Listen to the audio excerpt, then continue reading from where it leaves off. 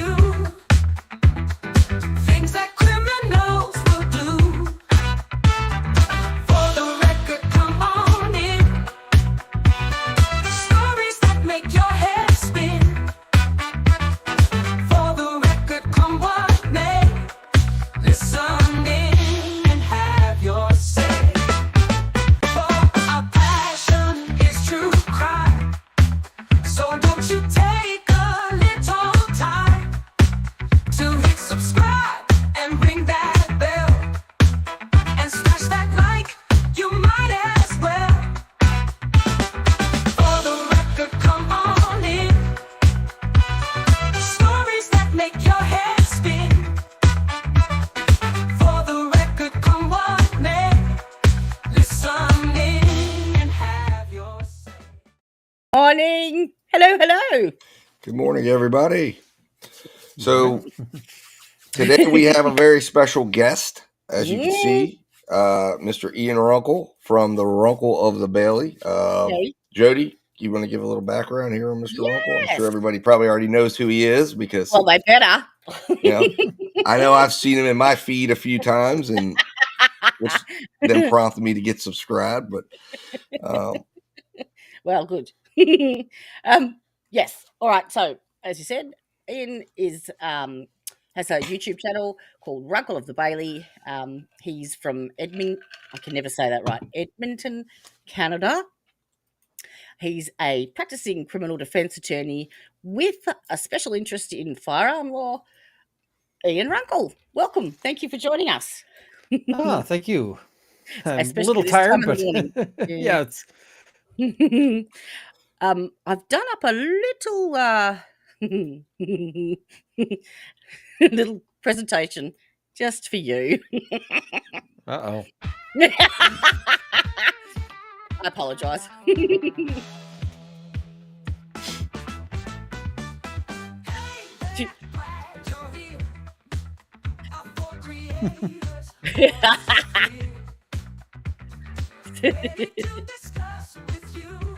You look like you had so much fun. Oh yeah, that's a fun gun to shoot. That one, Yep. that one there. I laughed so hard from Aussie. See, need to narrow that down a bit. It's the Barrett Light 50, so the 50 cal.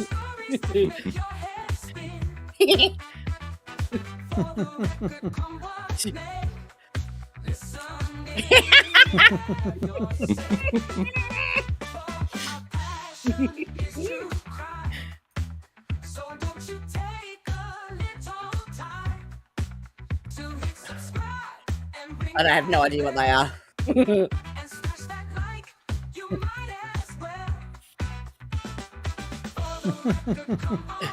Oh, that's about the USB drives. Oh, is that actually? Don't ever plug in a USB drive that you don't know the origin of, because USB drives can do incredible damage to your computer, either through malicious software, or they can have malicious hardware in them. that can destroy your computers. So when they're like, "Hey, have a free USB drive," I'm like, "God, no." No. So that's not like a downloadable gun thing, is it? Like for no, it's just those are specs just on the gun. USB drives that they're giving away for free there. So, Ah, cool. and I'm like, yeah, no way in hell. The torture's nearly over. Gee. Being a Canadian firearms lawyer, I will say celebrate every moment of the Second Amendment, because as a Canadian, we have seen the AR banned down to the GSG 16, which is a 22. So never give up the fight, because they never will either. Glad to be here. Thank you all. Cheers. Congratulations. Oh, thank you. Congrats. I'm like, yeah, it's completely not deserved, but I want it anyway. All right, there we go. You're officially welcomed. All right, now, well, where are we? Oh, do you want to just give us a quick overview, Steve, of the Luigi case so we can? Oh yes.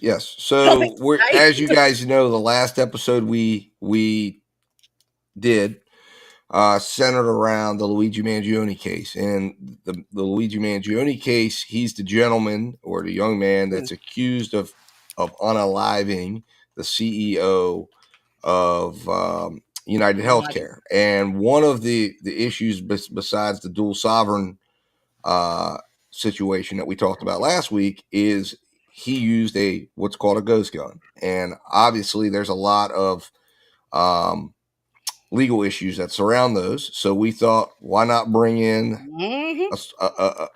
an uncertified expert, and as he explained to us, but certified by YouTube, as I used to say. I tell my kids I was a YouTube certified medical practitioner because I get everything from YouTube. But here on YouTube, he's considered to be a great mind when it comes to firearms. So we thought, why not bring in Ian Runkle to help us understand better this issue of ghost guns, what it means, what's going on. As he was explaining to us, there is, as always, whenever you have a situation like this, there's always going to be laws and legislation that's going to come in, and he's going to help us understand what it is and what they tell us it is, and then he's going to tell us what it's really about. So we're going to have a full understanding of ghost guns and everything else when we leave here today. Yeah. No pressure. Yeah, no pressure. But that's what we're dealing with here. So if you guys aren't familiar, you probably are. I know if you ride down the interstate, there's all these signs and all the bridges, free Luigi, and really. But he essentially decided that he was going to make a statement about the atrocities in the healthcare industry and the way these insurance companies operate. So he thought, well, what better way to bring attention to this than print a gun, go to New York City, where the gun laws are some of the strictest in the country, and shoot the man in front of a fancy hotel and then run off. And he figured it would get press and it would generate a lot of media activity. And sure enough, it has, and it's brought down all levels of government in, because as we talked about last week, it was they've also, the federal government and the state of New York have done something that really doesn't happen at all. Most of the time one comes in and then the other comes in, but they have decided to come after this young man and duly charge him at the same time. And we've talked about all those issues. So have you come across that before, Ian, where the state and federal charges? Or I mean, Canada does things a little differently, because in Canada, criminal law is the federal it's federal law. So you'll either, it'll be either provincial or federal prosecutors who handle it, but it's the same law. But you don't recognize the dual sovereign doctrine like is recognized here, where they believe that we're living under two different governments. As a result, you can literally be charged twice, because it's not about the act, it's about the fact that we're violating two separate laws that they, which is something that we were talking about last week. But Canada does not recognize that. The criminal law power is solely the federal government, so it's Okay. all. But the federal government allows the province to prosecute some of them. But provinces can pass laws, but they would be different kinds of laws, like I get it. traffic tickets and so forth. So you can have situations where there's like a provincial prosecution and and criminal charges, but it'll be like, okay, so this guy is charged with speeding and also drunk driving, and the drunk driving is the criminal, and usually at that point they don't really care as much about the speeding because once you've got criminal charges, usually the traffic offenses are not a big deal there. So, But yeah. where does so in Canada, the authority of the province to charge still emanates from the federal. I guess I don't know if you guys call it federal government or the crown or whatever it's called in Canada, but the province itself does not have authority that is to charge anyone without permission first of the federal government. Is that what you're saying? Is that how Canada works? They lay charges and so forth. It's just that they can't make criminal law, right? They can't like if the province decides, for instance, that they they want to ban a particular thing criminally and that they want to send you to jail if you've got it. Like let's in Canada we legalized marijuana. And so if they say we want to send you to jail for having marijuana as a province, they're restricted on that. They can't as easily do it. So, yeah, and then there's questions of who prosecutes it, but that's a whole complicated morass. So, yeah. but only one. But there in Canada, when the decision is made who's going to handle the prosecution, once that prosecution is concluded, the province can't come back in and say, "Well, we're going to take care of it. We're going to charge him again." No, you'd have one go around for any particular. And you have that discussion before the case moves forward, and then it's decided, and that's where it's at. Okay. So and then you guys, it sounds like, have some common sense when it comes to. Yeah, except you'd also be kind of horrified by our double jeopardy rules, I suspect, because double jeopardy in Canada only sort of attaches once the case is what they call finally resolved, which includes the possibility for appeals by the government. Oh wow! Oh, the government can appeal. Oh, yep. Okay. We had a case where a guy shot somebody in his parking lot, and it was a self-defense argument. He was acquitted at trial. The government appealed all the way up to the Supreme Court. Wow. And then he had a new trial where he was convicted of manslaughter, and now that's in appeals. The guy's been held up in court for forever. So now, what is Canada's position on bond during this stuff? Is bail guarantee? Is bail something that you're allowed, or do they have I'm assuming, is there a presumption of innocence in Canada, or is presumption of innocence and presumption of reasonable bail unless unless there's a reason not to. Okay. So most people, because most people aren't charged with things like murder and so forth. Right. Most people, at least on their first go around in the court system, can expect bail, but that's not always guaranteed. If like your first go around is something sort of more shocking, like Luigi probably would not be looking at bail on his first go around because the allegations are pretty serious, and so it's a it's a big debate because a lot of people say that there's too much or that bail is too easy. So although people sort of always say that until they're charged with something. So of course. Now, in court, is there a presumption of innocence, and what is the standard of proof when you go to trial in Canada? Same as the U.S. Proof beyond a reasonable doubt. Proof beyond a reasonable doubt. Okay. Yeah. And then the presumption of innocence is similar to the United States as well, where the defendant is presumed innocent. The state has, or the government has, to overcome the presumption of innocence. And you are always, like, for any sort of issue, you always have the the presumption of innocence and the prosecution always has the burden. Okay. But sometimes you have to raise the issue for something. So as an example, let's say somebody shows up in my house and we have a violent conflict and they end up, not alive. And, I might have to have something that raises the possibility of self-defense to have it put to a jury. But assuming there is enough evidence to give it what they call an air of reality, then at that point, the prosecution has to prove beyond a reasonable doubt that it was not true. So, Do you have the castle doctrine over there? yes, although most people don't know what castle doctrine actually means, because most people think castle doctrine is like, oh, there's a guy in my house, great, hunting season, which is, that's not actually what castle doctrine is, because castle doctrine is much narrower than that. And it just means that you don't have a duty to retreat from your house. And the Supreme Court in Canada did determine that you don't generally have a duty to retreat from your house, although there may be circumstances where that, because Canadian self-defense law is all based on like what's reasonable. And so as a general rule, you don't have a duty to retreat from your house from an intruder.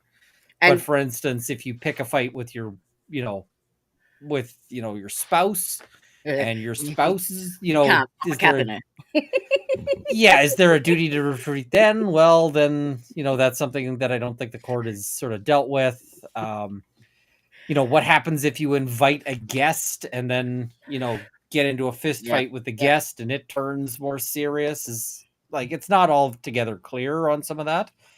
But there was a case where the government tried to argue that you had a duty to retreat from like a hostile intruder, and that failing to do so meant that your self-defense claim was no good. And the court was like, that is not, no, we're not. So they the deadly that. force rule, like, that's completely separate again. So any force is measured as to what is reasonable under the circumstance, and what is and so reasonable considers like other alternatives. It considers things like the size difference between people, the age difference, possibly gender difference. Wow. Because for instance, more complicated. Well, I mean, let's imagine that like an 8-year-old kid breaks in and the 8-year-old kid is like, I'm going to beat the crap out of you. I'm like, well, that's neat, but you're tiny and I'm just going to, sort of pick you up by the scruff of your neck and throw you out of my house again. So it probably wouldn't be reasonable for me to grab a shotgun and shoot, in that circumstance. But, let's imagine that you are 80 and you're frail and 3 people break in with knives. Having that shotgun might be a lot more reasonable under those circumstances. So the problem is, and the problem that comes up is that people say, well, when can I use deadly force? And the answer is, well, it depends incredibly on every little detail you could possibly imagine. So I can't give you sort of a bright line rule because and sometimes it can, self-defense cases are won and lost on things like, the comments you make to the police afterwards, or so Sarah Boone would have been would she have been better tried in Canada or not? Sarah Boone would have been better just making better life choices, but absolutely, yeah. Now, I mean, I'm sorry. If she hadn't bothered recording what she did, she probably would have walked if she just like when the police showed up, just said like, I don't know what happened. I need to talk to my lawyer, and then just said, oh, I would love to tell you everything, but my lawyer says, don't talk to you guys. So I got nothing to say. I think they would have had a hard time even charging her. Would have been like, okay, this guy is found deceased in a suitcase. How'd he get there? Well, that's true. Yeah, that's about it. So now the definition of the term firearm, is that like universal, like because I've got the US definition here as being any weapon which will expel a projectile by means of an explosive or is designed or may be readily converted to do so.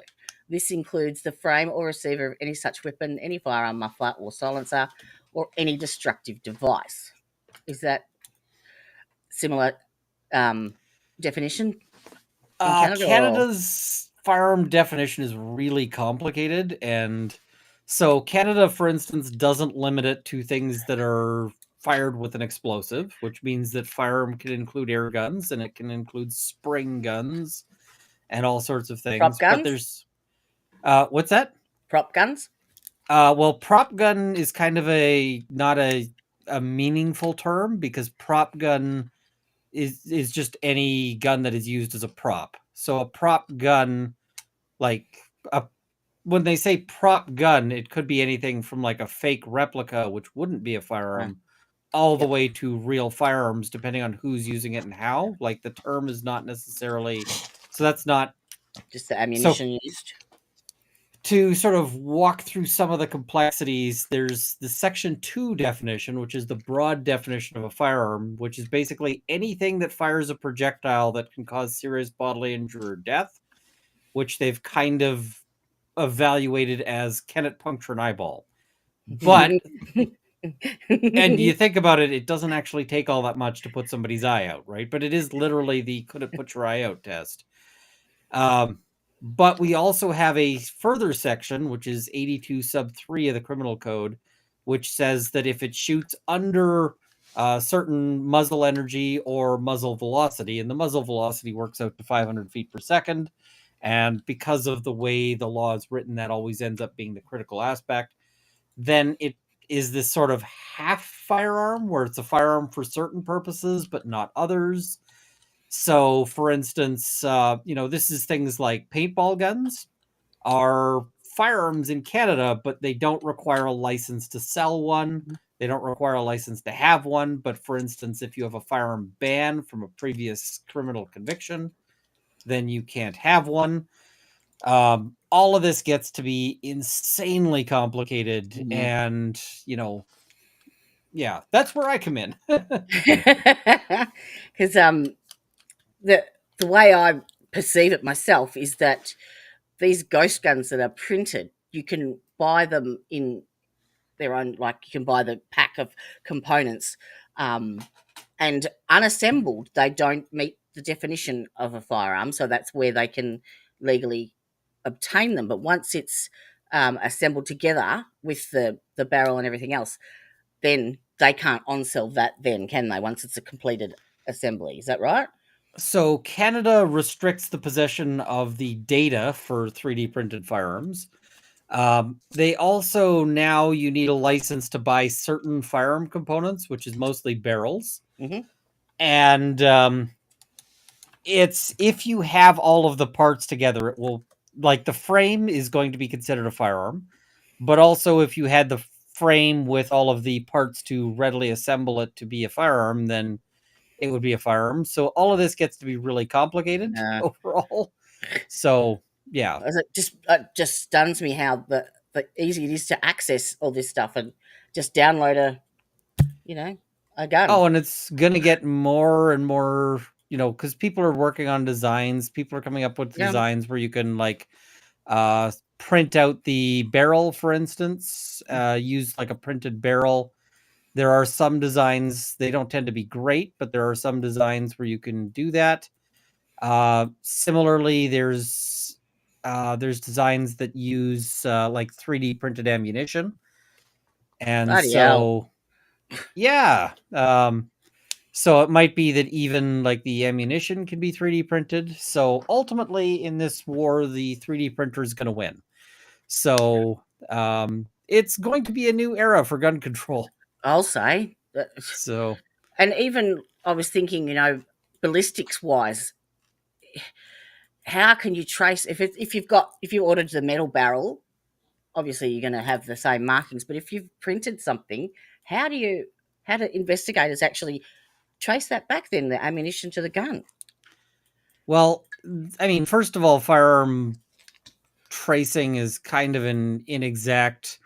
I was going to say inexact science, but that is being Science, overly isn't it? generous to it. Science, really, it isn't. It is. I mean, fundamentally, the way they do this is they eyeball. They use a comparison microscope and they eyeball and they compare that way. Mhm. So it's not exactly the best sort of method for things, but I was going to say it's very subjective, isn't it? yeah. It's in This the is just eye going of to the make it beholder, harder, so to isn't it? speak. What's that? It's just going to make it harder again if you've printed out a barrel. Well, if you printed out a barrel, then in theory, it might be matchable to the barrel. But the other thing is, if people dispose of barrels and that kind of question. Yeah. But because you never know if that's going to be sort of a bigger issue. But right now, for most of the 3D printed designs, it's not really any different than comparing it to a conventional firearm, right? You just compare the tool marks and you do the matching, and it's not a big deal. That may change if you get, softer barrels that maybe don't, that they need to figure out how that works. Or some of the designs have been built to use as barrels things like pipe. So if you've got, lengths of pipe that are being used as the barrel. Yep, there he goes again. He'll be back. Well, he doesn't, I Elizabeth. mean, the thing with the idea that 3D printing a gun is not traceable, I mean, it's all being done on the internet, isn't it? Yeah, I mean, the thing is that the tracing doesn't tend to be all that productive anyway. Right. What I mean isn't whatever, like when you download a gun, I don't have a 3D printer, but my thought would be that just like if you go online and you're looking up stuff and now you see cases where they're looking at everybody's online data and they can literally retrace everything they did. If you're going to go print this from the internet, they're going to be able to see exactly what was printed. So couldn't they, in theory, replicate whatever it was if they know this individual printed a 3D gun? I mean, I would imagine that just like if they're detecting, somebody's downloading inappropriate images of minors, that there would be a way that they could detect that somebody just printed a 3D gun. I assume that maybe those are things being challenged under, that would be the government knowing something beyond. But I figure that's where this would go, is say, okay, well, if you're transmitting it, it's coming from the internet. So when these 3D printers transmit, they're downloading the information. So, and that's me, the it's more approach traceable than a firearm. I mean, that's the approach they're trying to take in Canada, is to ban the possession of the data and to restrict all of that. Yep. And they're really treating it, as you say, like, sort of bad pictures. So, yeah. Right. I've done up just a little presentation, just to explain. I know, if you know me, that's what I do. Just to explain what they are, how they're made, blah blah blah blah blah. Alrighty. I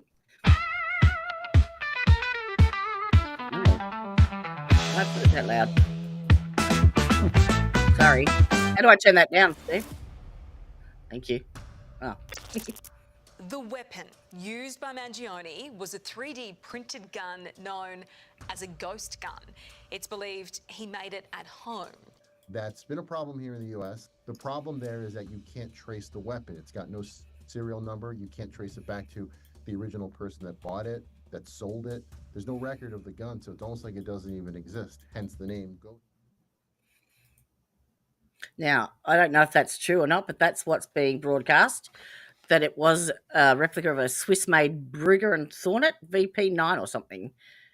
No, it's the VP9. Like the VP9 thing was completely BS. Because that's the picture in the middle there, isn't it? Yeah, it was an internet room. Like, a bunch of people thought it was this, this rare, unusual gun. And the thing is, that gun is like a $6,000 gun.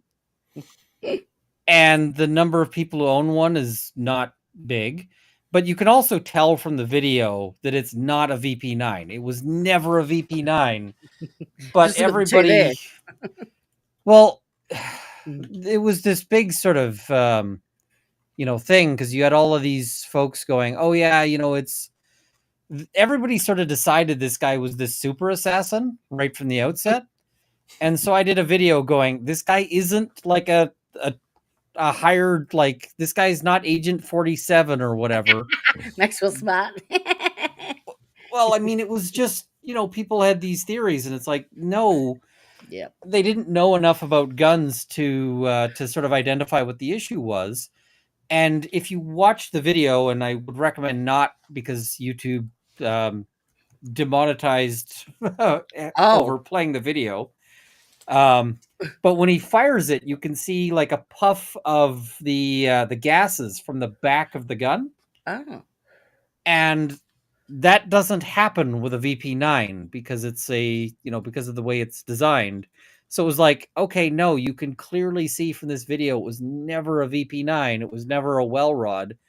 It was something else. I'm like, so I did a whole video basically saying this is not some super assassin or whatever using some, super boutique gun. This is a guy using a very bog standard gun with an improperly attached suppressor that, that he's struggling with. And you can see that he's struggling with it. Yep. He ends up leaving a bunch of ammunition at the scene because he is, because he's struggling so much with the gun, he ends up racking the slide repeatedly and ejecting cartridges.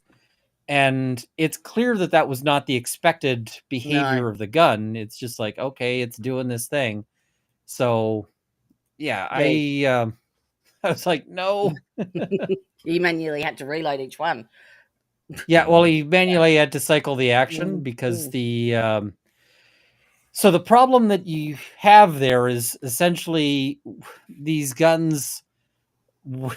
You've got to have what's called a Nielsen device, which is a little sort of booster to give it a little bit more energy back to the gun, so that it can properly cycle the action. Because with a semi-auto, when you pull the trigger and it fires, not only does it shoot, but it also causes the action of the gun to cycle through. But if there's not enough energy because something has sort of eaten some of that, like the suppressor eats some of that energy and also puts a weight on the end of the barrel, which affects everything, then you end up with it failing to cycle. So that was his problem. He's got the suppressor on, and it's not properly installed. Yeah. So, all right. Next. Come on, play. I just pulled the trigger for the first time in my life. A gun I made myself. Oops. Rob Pincus, a former law enforcement officer who now creates gun safety programs, says in recent years, building privately made firearms, also known as ghost guns, fully 3D printed, homemade bolts, exploded.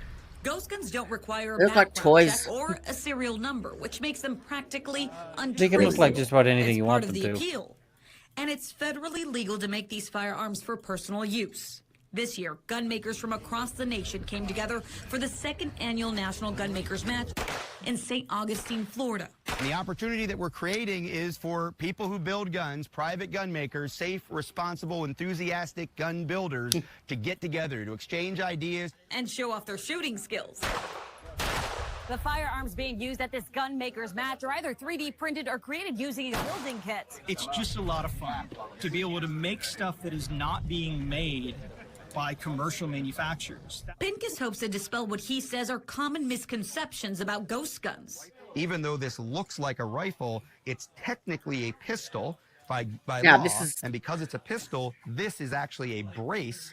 It's not a stock. And again, is that true? So the U.S. pistol brace laws are like, it's a whole big complicated thing. It's bizarre, but it's kind of unrelated to the ghost gun question here, because okay, it's just an aspect of like, okay, is this a pistol versus a rifle? So and it's not to do with them. It has nothing to do with the 3D printing. They the same stuff appears for commercially purchased firearms in terms of the this is actually a pistol versus a short-barreled rifle versus a, full rifle versus, that's a whole separate bit of chaos. Someone who just sees this on TV or sees a picture of it, oh, he's got a military-style assault weapon. But if you don't understand the nuances, you don't know that this is far less powerful than the standard AR-15. So that'll be a pistol Gun builders caliber tell me carbine it can he's take referring anywhere to. from 30+ minutes to weeks to get the details just right. I've printed a bunch of them, but this one specifically took maybe a week and a half to print all the parts. I took aim at making my own ghost gun. Today, we're going to find out how long it takes to put together a ghost gun. We've got a building kit, we've got parts that were purchased separately, and the tools that are necessary. So with your help, we're going to get started, and we're going to see how long that takes. I followed his verbal instructions, carved out parts of the lower receiver, and filed them down. More than 2 hours later... Okay, so it's a little sticky, but you That's it. have what should be... And then she points it at him. a firearm, just like everyone else here. While they take Who was pride that? Someone in the Hannah Gutierrez trial did that, didn't they, to the judge and the jury? Yeah, I mean, technically, I believe what he pointed at the judge was a replica as opposed to the real thing, but it's still, here's our expert points. It's like, oh, that guy was such a clown. I did watch your coverage on that. their arms. For some, the sight of a weapon triggers dark memories. I just walked around a corner within a step and a half. Bam, bam, bam. I walked right into it. Well, this crazy guy was shooting a ghost gun. Stephen Ely, a 70-year-old retired San Diego teacher, was shot. A bullet went in there, went through the duodenum, Duodenum. and lodged next to the spine. He was 1 of 4 injured and 1 killed in a mass shooting. You're not gonna die. He wants tighter laws around ghost guns. I feel strongly that guns and their parts all need to be registered. A responsibility to target gun violence and ghost guns, a highly contended issue under intense scrutiny. So what we have here is a lot of the ghost guns, privately made firearms that we've taken off the streets. Ginger Colbram is the spokesperson for the Bureau of Alcohol, Tobacco, Firearms, and Explosives, a government organization working feverishly to crack down on gun violence fueled by ghost guns. We're seizing these ghost guns from everyone, whether they be minors, whether they be gang members, whether they be people who are slinging dope. Between 2016 and 2021, about 45,000 ghost guns were recovered from suspected crime scenes by law enforcement. ATF says nearly 700 were tied to homicides or attempted homicides. In 2021 alone, approximately 20,000 suspected ghost guns were recovered and reported to ATF, a tenfold increase from 2016. We're seeing them in interpersonal violence, particularly in our cities, and we're seeing them, sadly, involved in school shootings as well. Adam Skaggs with Gifford Law filed a lawsuit in 2020 against ATF to close what he calls a ghost gun loophole. He paused his suit when he heard changes were in the works. The United States Department of Justice is making it illegal. And probably when somebody gave him advice about the likely results of that suit. From the Rose Garden, President Joe Biden took aim at ghost guns and promised the new rules would help save lives. The new rule legally defines gun kits with all the parts as a firearm. Retailers will now be required to run background checks on full kits. Federally licensed firearm dealers and gunsmiths must add serial numbers to 3D printed guns or unserialized firearms they take into inventory. ATF says kits commercialized as 80% kits, which require additional parts to be bought separately, are still not considered a firearm, and they do not require a serial number.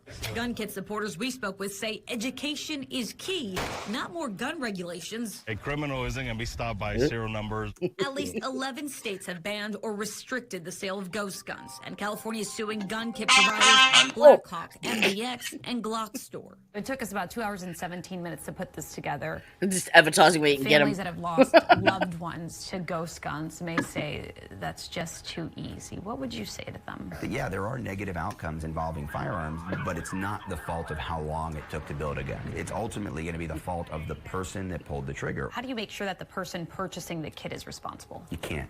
And freedom isn't safe. I believe in that pure interpretation of the Second Amendment and our gun rights, that they shall not be infringed by the government. However, I realize that all of our rights come with responsibilities. It's a freedom that's divided the country.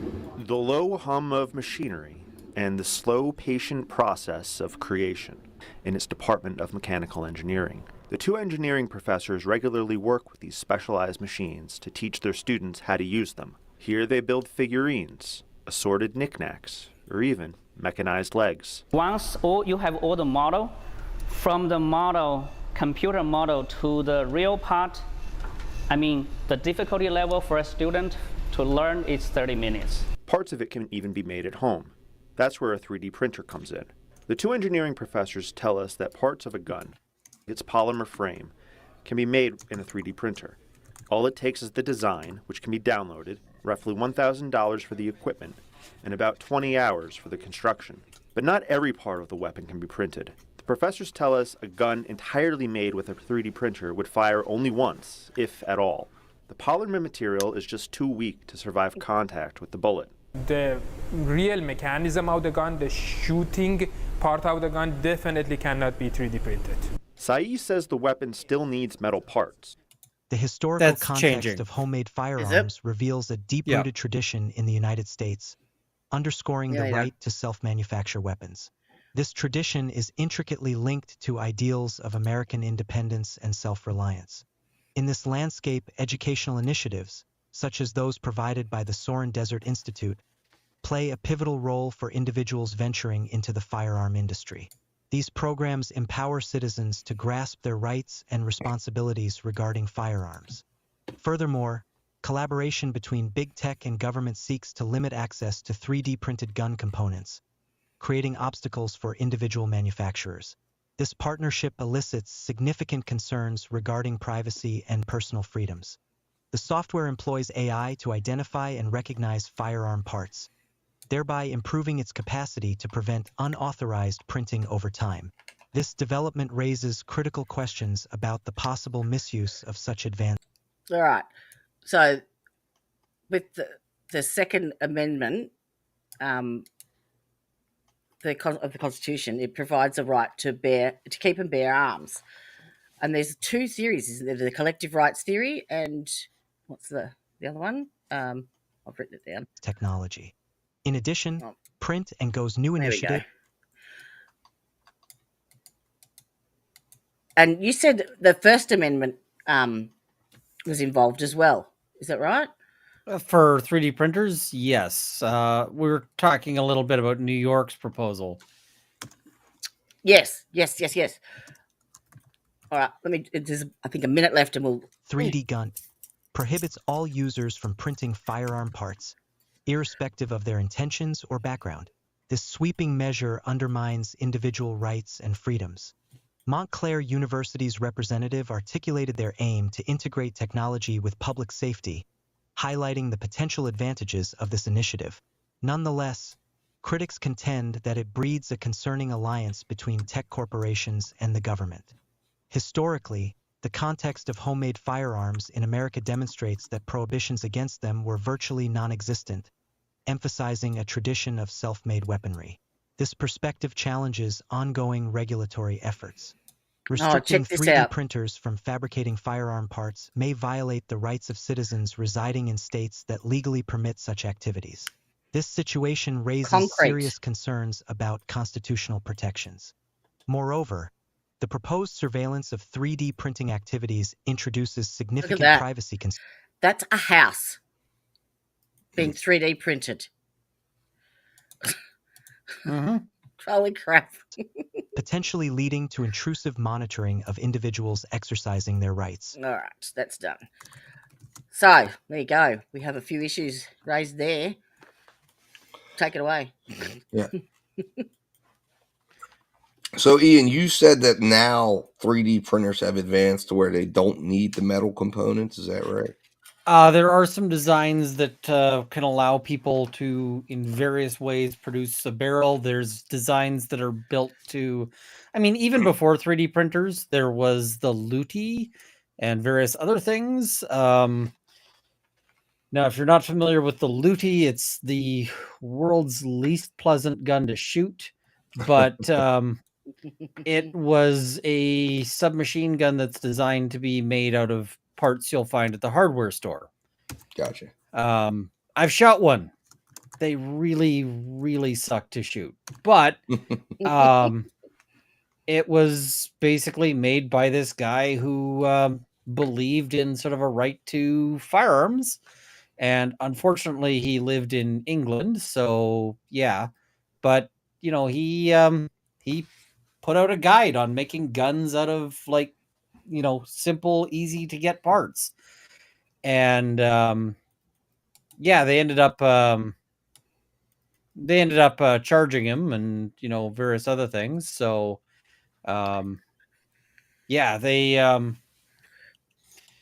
they charged him with things like terrorism because terrorism. What was the basis of terrorism?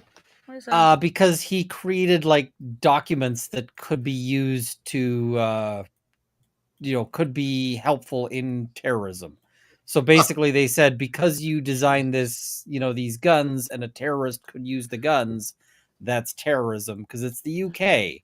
And Right, yeah, rights aren't that really a is. thing that they do there in a big way. So there's there's that. And so that's kind of the the fun of all of that is, what do you do with this, right?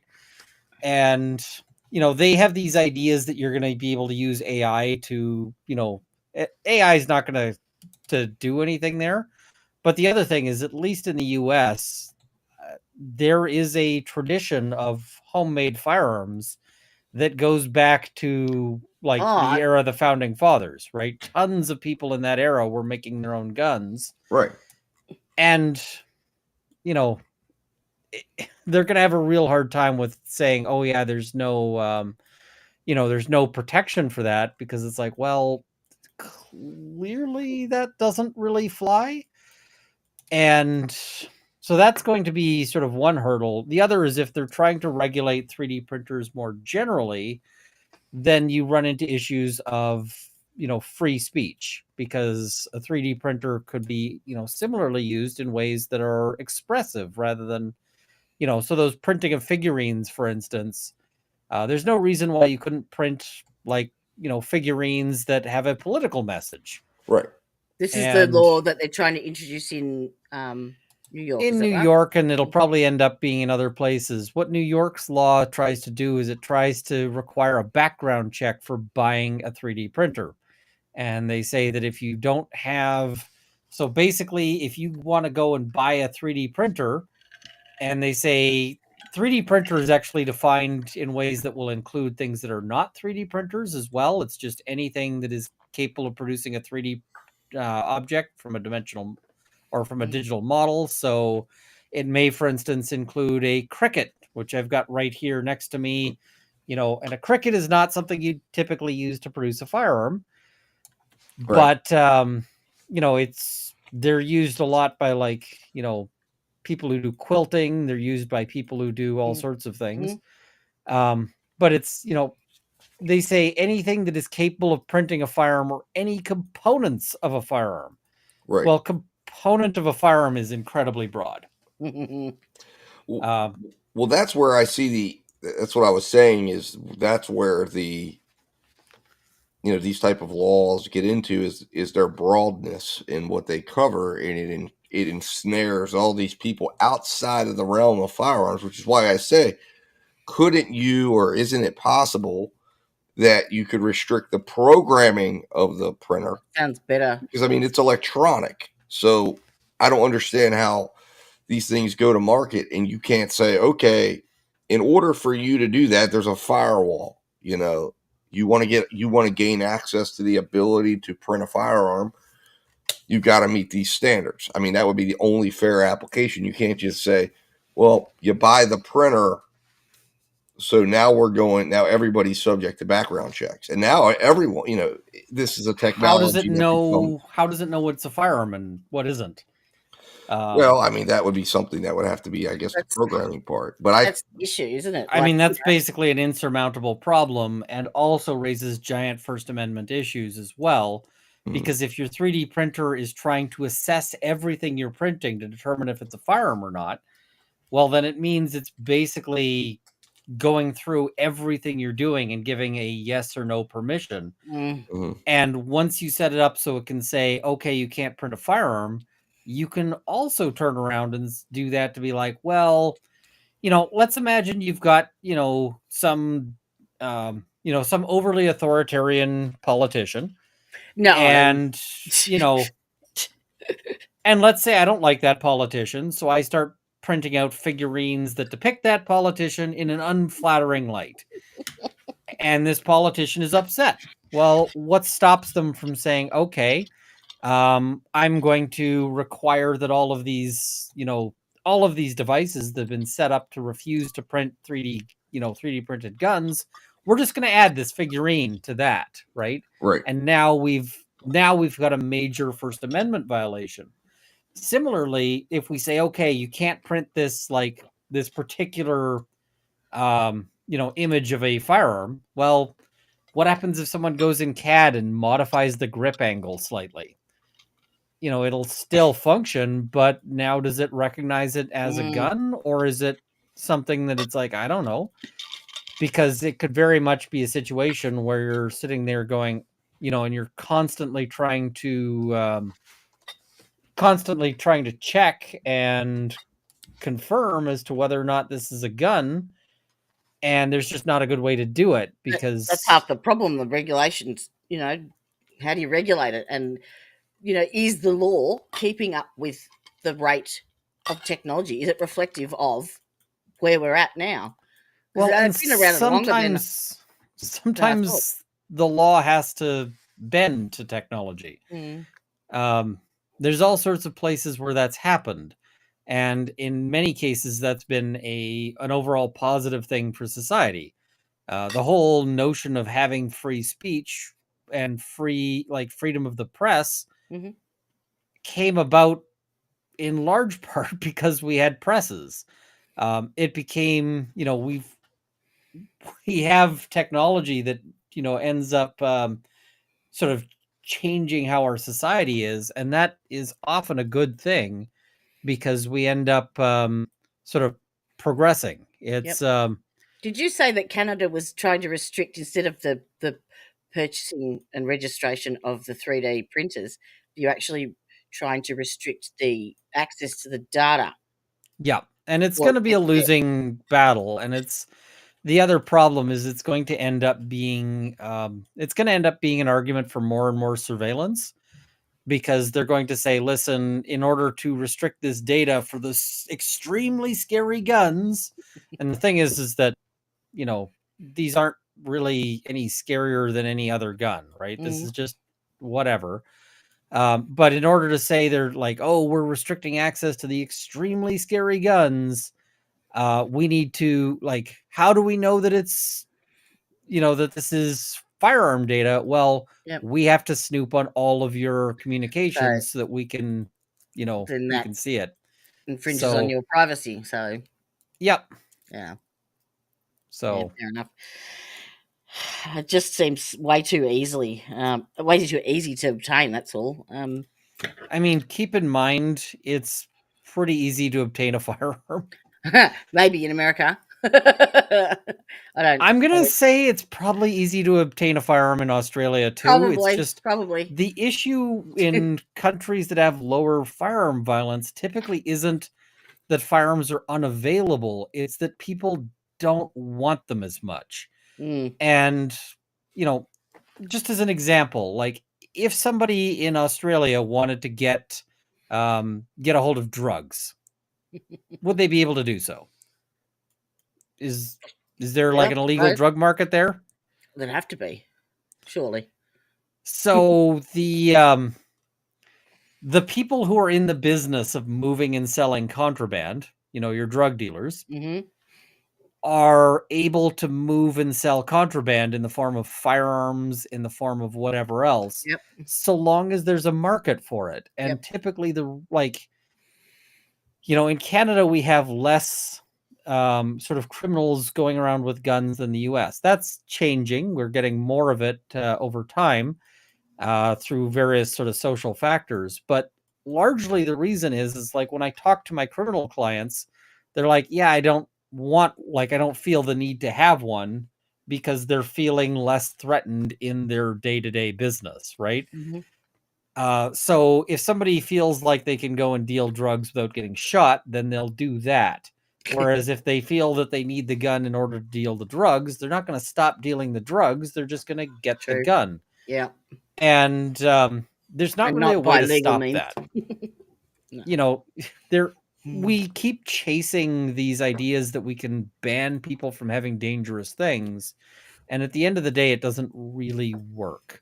Yeah. And those attempts to chase bans just end up requiring more and more bans as they continually fail.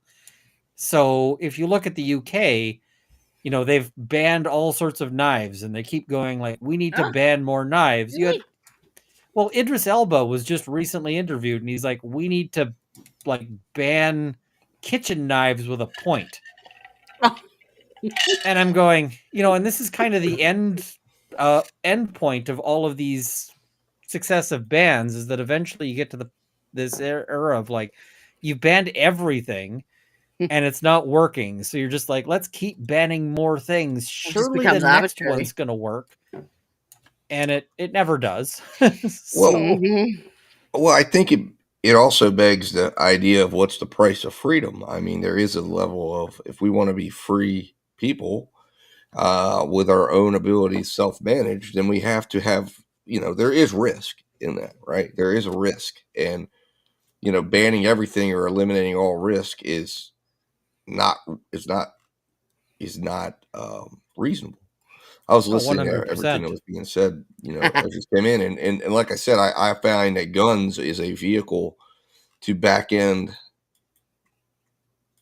into restricting people's liberties, to surveil people and be aware of what's going on, all under the idea that we're going to try to, you know, regulate firearms, because as Ian was so eloquently stating, it has a lot of things, but it's also the idea, like we come back to, if you're going to regulate data, it's like I can go on the internet right now and search a lot of stuff. So so once we open the idea that we're going to regulate a printer, suddenly now they're coming in and they're like, well, we need to watch everything, which right now they're not supposed to be doing. But I think we know it's happening. It's just they're not looking right now, so everything can be seen. But personal privacy is something that, you know, is a key to being free. But if we give that up because we're scared of something, then how do we know, and this is the test, how do we know who's surveilling us is better than what we're scared of? And the other thing is, I mean, I'm surprised that in the US, firearm ownership has really been divided on sort of left-right lines, and it really kind of baffles me.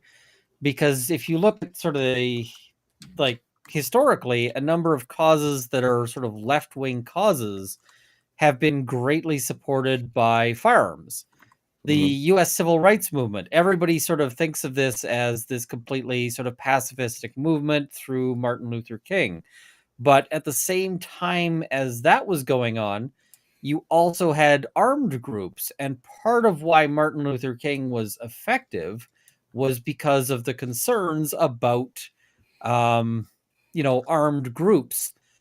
And there were efforts to like wipe out the civil rights movement that ended up not being successful because people were armed. There were instances, the KKK, for instance, going after, you know, in some cases towns, as opposed, you know, and in some cases individuals, and getting rebuffed because nope, people had guns. People sort of say, oh, you know, unions brought us the weekend. Great. They didn't do it with polite letters. There were instances where, you know, you'd have union workers striking saying, we need better terms, we need this. And the government was not in favor of that. The government was not, you know, any of this. But, you know, and they'd roll out, you know, either government, you know, police to break up strikes, or they'd roll out like private security, like the Pinkertons. And it was union workers standing there with their hunting rifles and shotguns that said, no, we get to strike. So all of these things, a lot of the freedoms and a lot of the sort of, the elements of society that you enjoy and even like take for granted now come about because ordinary people were able to be armed. And if you get a situation where nobody is able to stand up to things like this, then it comes down to whatever, whatever else is there. And similarly, if you're in a group where the government just won't protect you because the government doesn't really care about you, and, there's all sorts of people who that applies to. Right. Then if you can't protect yourself, then you have no protection. And Well, so that's my whole point is why are people so eager to say that, hey, we're going to cede the ability to bear arms to the government and the private citizen doesn't have a right to have any of those? And yet do we even know that this entity here is going to be safer? It's going to be nicer. It's going to be, because once you give that up, that's the balance. That's what allows the American experiment to go on, is the right for the private citizen to have guns in their house. Because you don't even have America in a sense if firearms didn't come into play and people had the ability to create those make the firearms and then rise up and assert themselves. So when we give that up and we say, okay, well, it's in the government's hands. Well, who the hell is the government? In the sense of we're going to let them protect us. So it's like it doesn't make any sense. It doesn't make us safer to say, well, they get the firearms, they get the automatic weapons. So now when they decide you're an enemy, what's your defense? Now they're going to come in, they're going to send armed police into your house, they're going to take you into custody, they're going to bring you down to the courthouse, and what are you going to do about it? And the only guarantee that they don't do that, why is the government sometimes afraid? Think about Randy Weaver years ago when they came onto his property and they had an armed standoff. Who's Randy Weaver?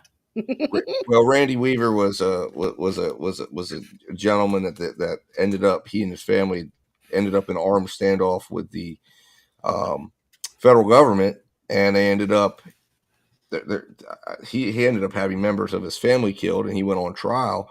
But the whole situation was around firearms, and they were coming after him. The ATF was coming in. Now it's become a basis for the idea that they need to know, because they're saying, well, people like Randy Weaver, we need to know what firearms they have if we're going to go to their house. Well, you really don't, because it's also when you turn it back around and it turned out they didn't have, when the government can just come onto your property and take you off, and there's no fear that you can fight back to that, then we're not safe anymore. The government becomes the enemy. They become the bad guy when they have the ability to have the firearms and they have the ability to have the firepower. So it's something that we shouldn't be so quick out of fear to give up. But that's why anytime I hear an argument based on fear, whether it's when it comes out of something, oh, it's a fear of a school shooting, it's a fear of this, it's a fear of, whatever event that happens that causes all this fear. And then you have a politician that stands up and says, okay, I have a solution. I'm going to pass a law. And I go, okay, what the hell? It's funny. You have every victim's family. They come in and they're like, hey, we want to name it after your relative. And they come in and they use them as propaganda to drive the fear discussion. Well, a discussion in fear is not one that's going to be a well-rounded discussion, and it's not going to be well thought out. And you've got to suspect the person behind that and driving that, in my opinion. And that's where every question and everything should be looked at, because it doesn't make sense. It really doesn't. It doesn't pass. When you really look at it, it's like, why would I be, any less able to possess a firearm than, say, the police officer or the military person? I have to do something first before. Now, if I go out and do a bad act, if I go out and shoot somebody, this is what we were talking about off camera. then I have no problem with the judge making it as a condition of my ability to return to society to say, well, Steve, you were found guilty. You had a trial. You were given due process. You were able to confront the charges, and you lost. So now, if you want to come back out and live free, we're going to take away your ability to own a firearm for now. And being able to have, now I guess that the issue with that, of course, draws into then how do you purchase a firearm and know who I am when I'm going to purchase a firearm? And there we have every innocent person now has to be essentially pre-searched. So it's, if you want to get a gun, you'll get it no matter what. It's a problem. That's why I say it's like you go down one hole and you go, okay, and that's why they do it. They get you to agree. Well, do you agree, a felon? Okay, well, yes. Well, now you agree. Everybody has to be searched. Well, no, but do you want that felon to have a gun? Well, I don't know. Is it what's worse, giving up the rights of 350 million because one citizen might get a gun, or do we arm all the other 350 or however many 49 million, blah blah blah, and say, well, if we're all armed and that guy has a gun and he tries to come after us, we're going to be safe anyway. So there's a multitude of ways of thinking about it. But everybody would immediately say, well, wait a minute, that felon shouldn't have a gun. Well, you know what? If we gotta make everybody subject to firearm or to background checks to prevent that guy over there from getting it.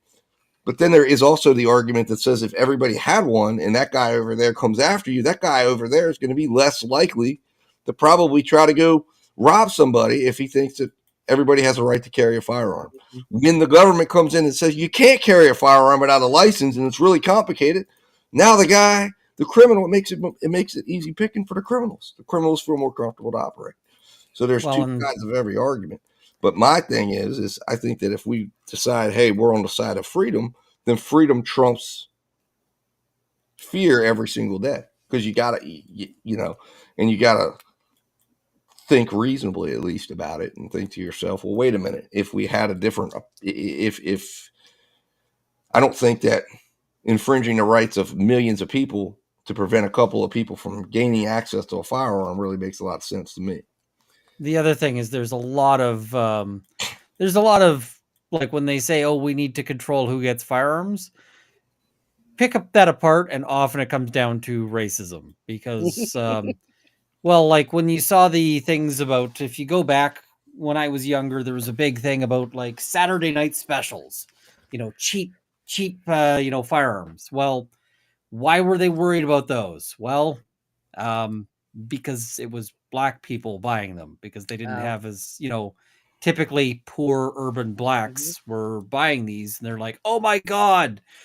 And it's like, well, yes, they also have the Second Amendment. They should have access to firearms, but they're like, and so you'll see a lot of these proposals that end up, people will say, oh, well, there should be some, fee to get a gun. Like it should cost $1,000 for like some sort of permit to get a gun. Government revenue.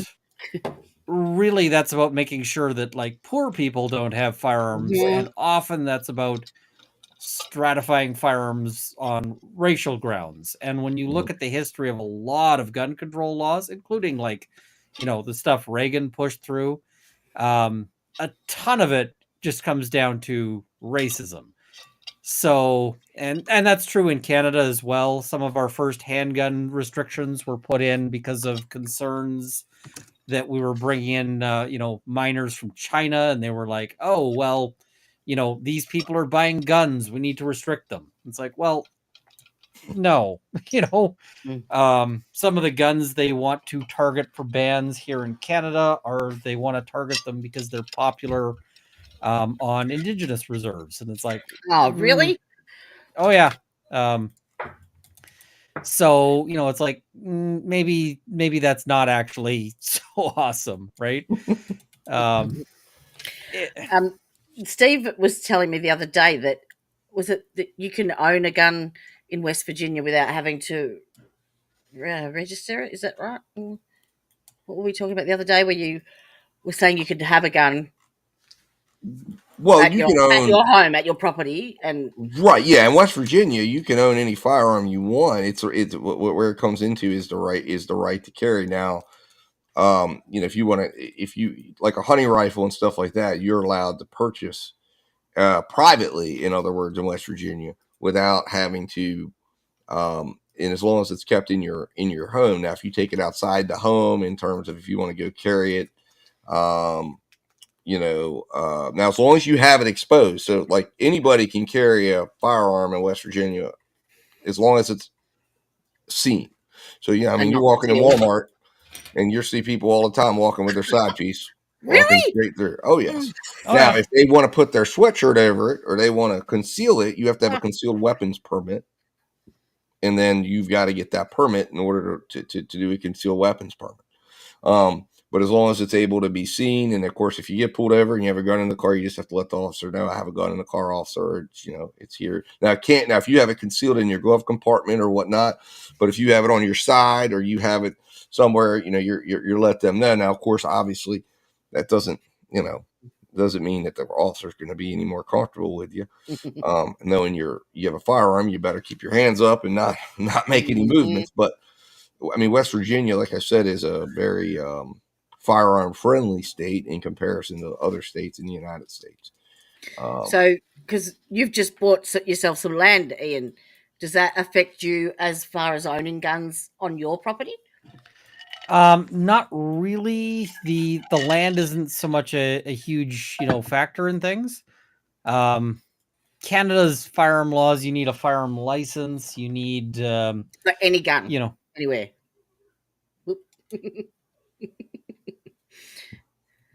Now, Anna had a question before that was interesting. Where is it? It keeps doing this syncing thing, so I don't know if I got cut off there. Oh, or not, yeah. but, it's good. Yeah, what do you call it? But that doesn't apply to things like paintball guns, which otherwise can, otherwise would be included. But, yeah, they, you just have to get a license and so forth. But we're Is there a also limit? now, there's not a limit on numbers, but they've banned transfers of handguns, so you can't get new handguns, which I'm not in favor of. But no, there's no limit. I mean, if you want to own 1,000 guns, you can own 1,000 guns. You just have to have space. US and Canada? I don't think US has any limit. Canada doesn't have any specific limit either. Yeah. You just have to have space for them, right? So, as far as like storage and properly gun handling. Yeah, we do have some storage laws and so forth, but you do get people with collections that are like 1,000 guns deep because, and I mean, the thing is that typically it's interesting because typically the criminals will have, one gun. Whereas, well, much more commonly, if you've got somebody who's got like 100 guns, it is probably actually, a collector. Yep. Because your average criminal has no more use for 100 than he does for which one. One shall I take today? Well, I mean, you don't have that many arms, right? It's like, yeah. You just don't see it. So there's probably extra charges involved with that if they get caught with one anyway and committing a felony. Oh, I mean, they get charged if they're found with the gun, but that doesn't stop them necessarily. No. So, but I mean, I know somebody who's got I think he's got something like 75 of one specific model of gun. And it's because he collects that specific model of gun. And, that is what he does. So, they just keep getting revised and upgraded or something, or like different variations of it that happened over time, because you'll get over time, gun manufacturers may try something different, or especially with military firearms, you'll see that they'll have, for instance, like, this era they produced, these ones were produced at a different facility than these other ones, and that kind of thing. So you get into like those kinds of questions for collectors, right? It can become a big deal. Is So there different they'll laws for military guns? Is there different regulations? well, they've banned a whole bunch of guns which they call military firearms, although none of them are. But well, they banned, for instance, the GSG 16, and the reason why they banned it is because it looks like an MP40, which was an old German submachine gun from World War II. The thing is that the GSG 16 is a semi-automatic in 22 long rifle, and 22 long rifle is a very small caliber. It is what you'd use to hunt like squirrels or rabbits or grouse or things like that. It's not like some scary thing. It's just somebody made this gun to look cool, and they're like, we need to ban this because of looks. And so we end up with all of this, like, I got an this image, is I think. well, this is the problem you end up with, is a lot of the people who are sort of interested in banning things are also the people who understand things the least. And that means that they end up sort of pushing through bans that are based on ignorance. Is that it? I don't know if you guys can hear me when it goes syncing, but No.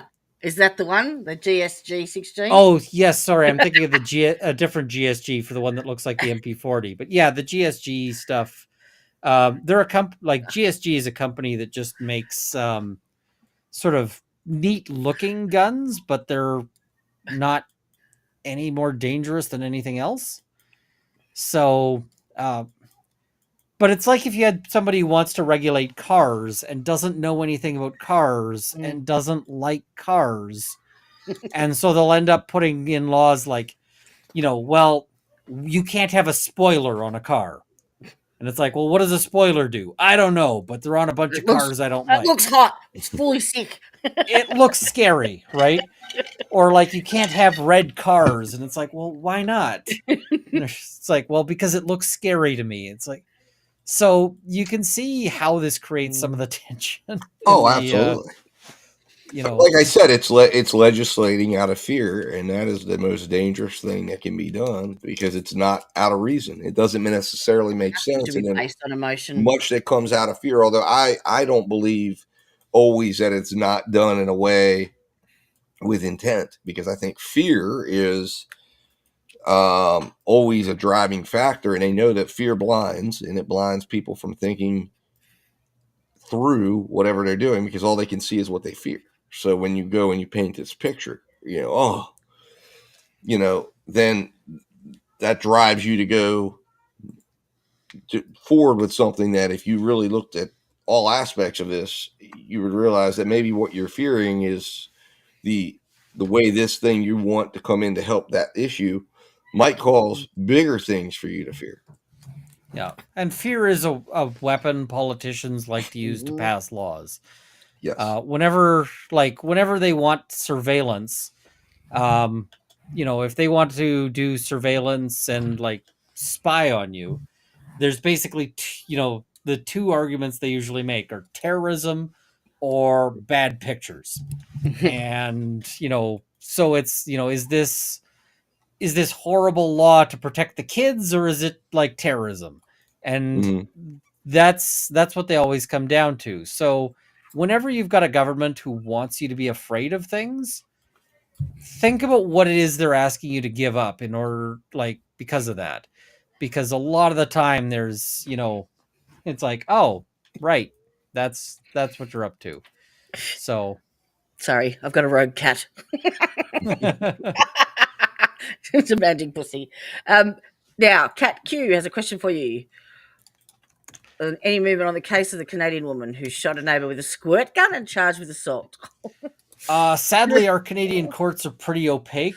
I know that the government's claim on that one and like the neighbors. So what happened is this guy gets squirted with a squirt gun and she gets charged with assault with a weapon. The squirt gun is probably not a weapon in Canadian law. There's a lot of people who sort of don't really realize that. A lot of our sort of politicians and police don't realize that not everything is a weapon. There is actually some limits to it, but she was charged with that. Now she says that she squirted him accidentally. He says that she squirted him out of some, personal animus, that she doesn't like him, so she was squirting him with this squirt gun. And at the end of the day, I'm like, we are using incredibly scarce court resources to prosecute somebody for a squirt gun. So is pink eye a proper diagnosis? So it was actually charged as a weapon. It wasn't like assault or something. Because here it would be assault. It was charged. If you spit on somebody, or it could be battery. I guess is what in West Virginia it would be. You spit on somebody. They charged assault with a weapon.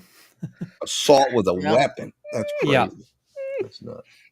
Yeah, so the idea. So then that was what their intent was to get people to get someone to convict her of the act of shooting the squirt gun, and then by default, now you would be classifying a squirt gun as a weapon if a jury or someone or however it's done in Canada falls. I think that ultimately I suspect that what it comes down to is that they just overcharged. Are prosecutors elected officials in Canada? Nope. They are hired by hired by the government, and similarly, judges are not elected. Okay. And I mean, I sort of prefer the non-elected judges because I have concerns about elected judges, but right. At the end of the day, if you're acquitted or convicted, I think that should be based on the actual facts of the case. Not Is that Carson I can hear? Yeah, he's in. So in Canada, what resources do they give a defendant in terms of is it obviously, does it all fall on on a charged individual to rely on their own personal resources to get to for instance hire you, or does Canada have resources that when they charge somebody, what does it take for someone to get like, for instance, if you were representing somebody and you needed an expert and the person didn't meet, well, I don't know what's the standard of indigency in Canada? It varies by province. So the provinces set up those programs, although there is so the provinces set up programs for covering some of this stuff, but there is also a case that basically says that if it implicates a fair trial, then they may have to provide you with counsel, but that's only where it implicates a fair trial. So that hinges on questions of like complexity. Because, like, let's say you're charged with, keying your neighbor's car. That's probably a fairly low complexity matter, right? Right. But if you have charges that are like, you're alleged to be operating some sort of international drug trafficking organization that, might be very complicated because there's a whole lot of, documents and so forth, then, then it's more likely that they'll say that, counsel's got to be appointed. But the courts don't actually on their own have the authority to require the government to pay the money to hire counsel. But what they can do is they can say to the government, either you hire either you appoint a lawyer for this, or we are staying the charges so that the charges can't proceed. And in some cases, like in most cases where that's happened, the government will be like, okay, we're going to pay for a lawyer. Right. But in some cases, they're like, we're just going to drop the charges. So they're talking about public defender, is that right? It's not. I don't think most provinces don't have like a public defender model here. And because so usually instead they're just hiring people from the private defense bar. Gotcha. And the same. So you guys have an appointed system then? How do you mean? Like where I guess they're appointing counsel to, like, if somebody needs, wait for them to come back. So if somebody needs, if somebody doesn't have the ability to hire their own outside counsel, then the court appoints a private you guys have to go on an appointed list, or do you have like? And or that is every depends by attorney required? province. Okay. And in a lot of those cases where there's like that sort of application, you'll have a lawyer who might have already been working with the person and helps them to bring that application for funding. And so it'll be like, okay, I'm here to help this person with an application for funding for their defense. And, then if the funding is granted, then they continue on the file. If not, then maybe not so much. Gotcha. So, yeah. And then if they don't get the ability to, so if the court turns it down, that person then essentially is what? Doesn't have a lawyer at that point, or I mean, what does the person do then if they end up getting denied? Represent themselves. That's what I was going to say. Yeah, so they end up representing themselves. Is that a common occurrence in Canada that somebody represents themselves, or is the court pretty lenient in its application of the standards? We have a fair number of people who have to represent themselves in Canadian courts. It's wow, really? Okay. Yep. So what resources do they provide a pro se defendant at that point? Often it'll be like a pamphlet about like, so you're screwed. Here's a pamphlet.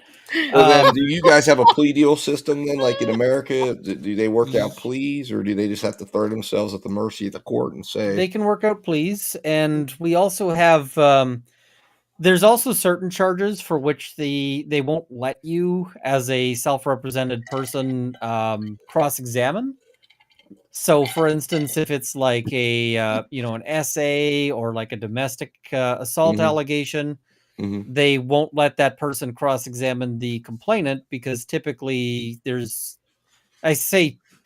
typically, it's not typical necessarily, but there are instances where people just use that as a oh yeah, I could see that really being problematic.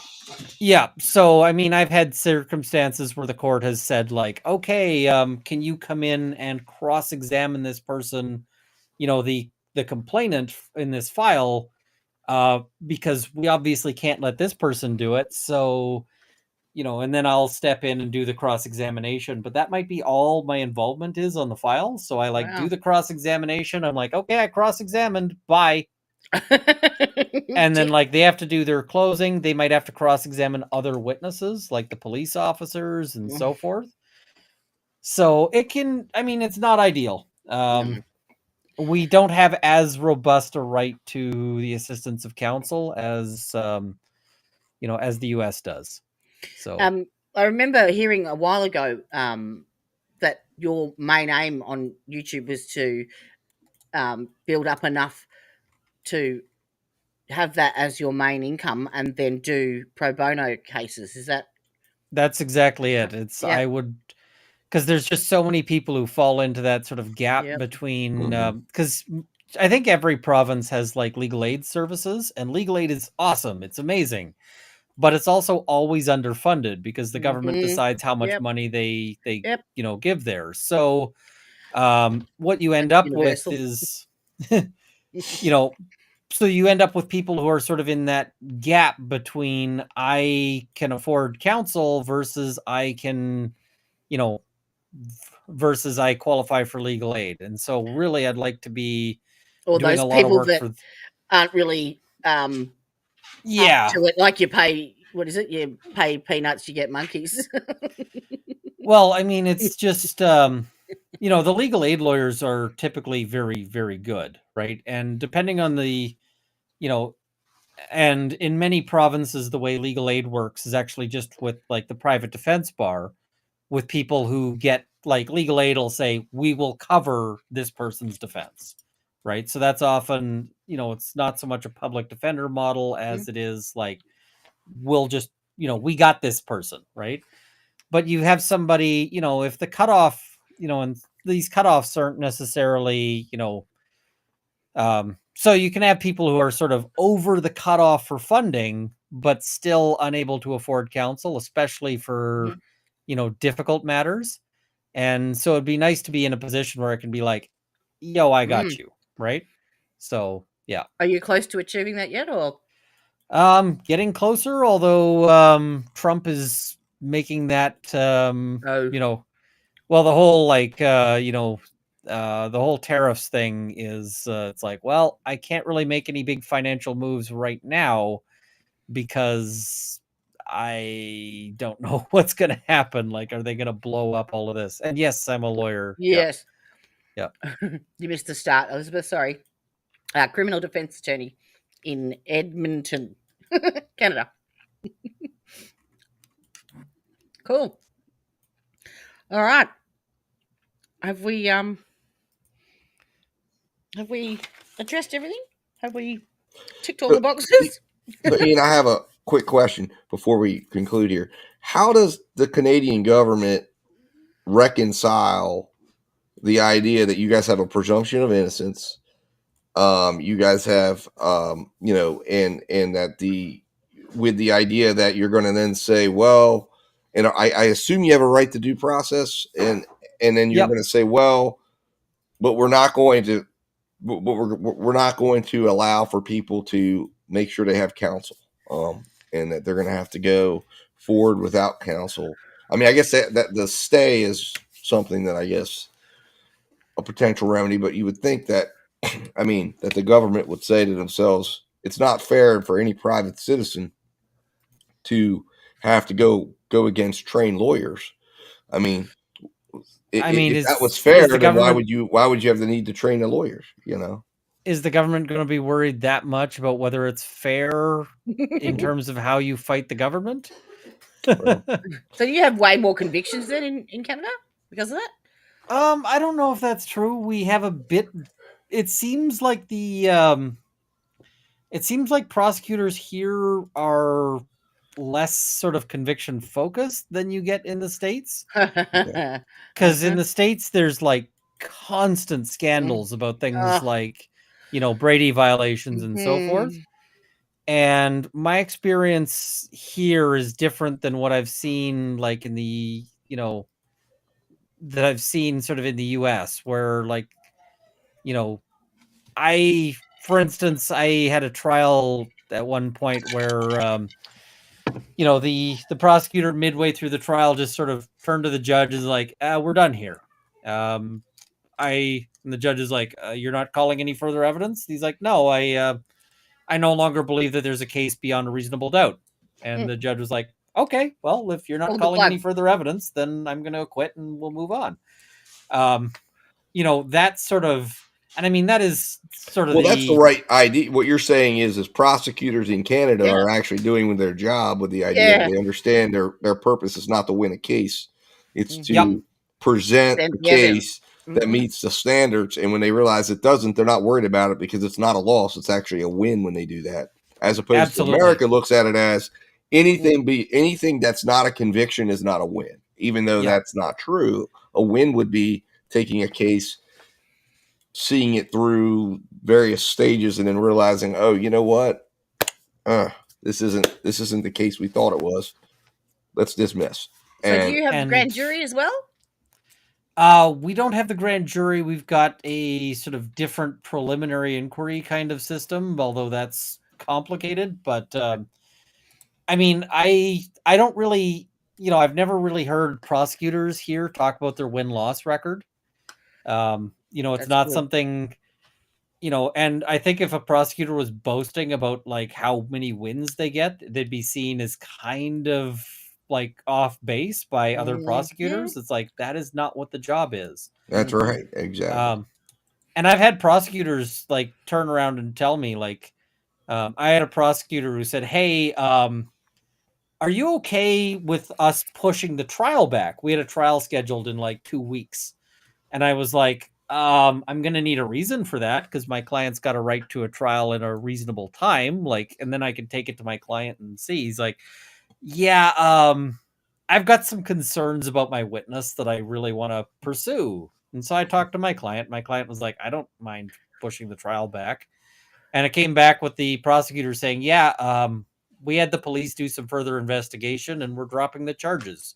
Turns out our witness is, I had a sort of hunch that he might be up to something, and turns out he is. So we're dropping this. And that was the prosecutor just on their own kind of initiative going, I want to investigate because You I don't have see my own that in America, concerns. do you? Well, but that's what they should be doing. Like that's how Yeah. prosecutors should be. Prosecutors are Yeah. not there to win it. Like winning a case is not getting a conviction, and that's what prosecutors in the U.S. really misunderstand. And that's why we Yeah. have situations where people are wrongfully convicted because merely it's because the fact the prosecutor decides instead of admitting that they don't have a strong case, they go manufacture something. They get a jailhouse Or informant, they're covering something. or they decide to go in and take the case to a jury anyways, and you know they're good at arguing things and leveraging the fact that a lot of people in America think because a prosecutor brought a case in the first place, They're guilty. they're guilty. Even though we're supposed to presume them innocent, they don't do it. Now, I have a question for you, Ian. While we have you here, the ASAP Rocky case. Do you think he's going to be successful with the prop gun defense? And again, I don't really understand the whole thing because to me, I mean, I guess I understand the fact that he's charged with a specific charge, but do you think that I don't know what a prop gun is, and you were saying it doesn't exist, and then I think they're saying it's a starter pistol, and I don't know. Obviously, a starter pistol isn't semi-automatic, so it really comes down to, I guess, if I'm understanding what the defense is in that case, is that it fired blanks, therefore it couldn't have hurt anybody, and therefore it doesn't meet the standard, even though his intent was to scare this guy, whatever his intent was. You know, he couldn't have harmed him, so therefore it doesn't meet the charges. Which why would the prosecutors then have not charged him with something else that would have allowed for, you know, obviously, you know, if you're pulling a gun out to menace somebody, I mean, there's got to be other charges, I'd imagine, that could have been covered by pulling out any type of a gun and making someone think you have a gun. I'm not as familiar with the case, but just speaking sort of in generalities, you can have like blank firing guns, and some of those can be semi-auto. So, I mean, I've got I don't think YouTube's going to object to because this is not able to fire a projectile, but you know, this is a blank. It's got no projectile to it, and so if you fire it, all it does is just goes Make a noise. It makes a noise, but you can be harmed by a blank. People have actually been killed by blanks. Right. I think Brandon Lee was. Brandon Lee was killed by the combination of a blank and a barrel obstruction. Okay. And so the blank projected the barrel obstruction was actually like a bullet. What had happened was that a bullet got lodged into the barrel, and then when they put a blank in, it basically made a complete cartridge because that projected the bullet out. But there was a guy, I think his name was Hexam, who was playing around on a film set, and he had a blank gun, and he was like, and he put it up to his head, and it, you know, he learned a valuable lesson very briefly about the dangerousness of blanks. You know, so blanks can actually cause, you know, harm and damage, but if something is modified to only be able to fire blanks, then it might not meet the definition of a firearm in the US because it's not able. And there's various ways they can do that. They can obstruct the barrel such that it can't shoot a projectile. You know, some blank firing guns go so far as to there's at least one model I know of where you load you've got your sort of gun, and normally you'd load it so that the sort of cartridge is facing forward. Right. I know at least one model where you actually have it so that the cartridge is faced towards the back of the gun. And then the gases to make it look like the gun is firing are actually ported through little tubes in over and around and out the front. But you can't have a projectile go through that tube system, right? It makes it very difficult to modify that thing to be, to be able to, because sometimes people will buy blank guns as well and try to modify them to shoot real firearms. So they'll, you'll have some designs that are built like a conventional firearm, but blocked at the end. And you'll get people who will try to drill through them and so forth, which is extremely dangerous because often those guns will explode if people try to shoot them. But does that also then make the production of these ghost guns? What if there is something faulty in the design process? Is there going to be potential for more injuries to people, to themselves, for handling these things? Potentially, although a lot of the sort of common designs are fairly well tested. But I mean, there have been people who've been injured. So, but I think that's just the risk you take if you want to print one of these bad boys and use them. And that's the whole point. Is like, we don't regulate. Is the idea that we don't pass a law because somebody says, well, we want to protect this guy over here who doesn't understand the risks involved. I mean, that's the risk in life, right? Mm-hmm. And then you go down that road of, once you start regulating that one, well, now it leads to this, and then it leads to that. It's like getting that agreement that says, this person, we need to prevent this. And then, well, how do you do that? Well, you got to put this in effect, and then that's going to catch this. And then it just goes bigger and bigger and bigger, and you go down the rabbit hole. And the idea is that, guess what? There are some things that can't be regulated. Fears can't be. So you're never going to feel safer in the end, because you're probably going to feel less safe. I mean, at least when you think about where they've gone with airport security and how crazy it's gotten there, to where you have your child now getting a hand down there, down Really? there, pat it. In America, it's crazy. They will go through. Now you got to walk through everybody is technically seen nude. I mean, and then I always do the opt out on those things. Yeah, I mean, it's crazy that with what they've implemented, and it's like, what is what is the likelihood or threat?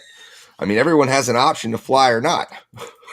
I always get bomb tested every time. I mean, it's crazy. And if you look at the occurrence rate of these things, that all of that money is being spent on to protect against, it's like it's crazy.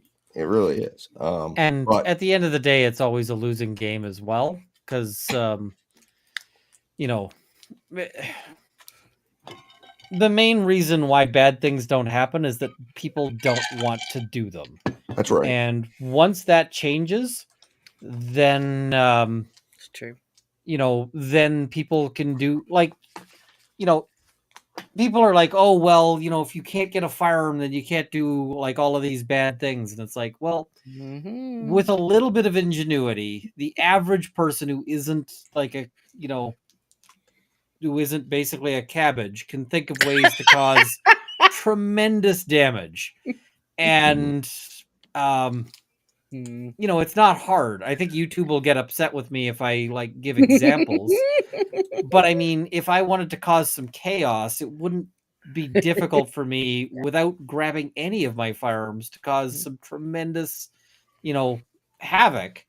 The thing is I just don't want to, right? Yeah. And it's, and it's not even the concern about oh, I'd get caught and jailed and all of that. It's, even if I had I've got some future pardon for any crimes I commit in the next year.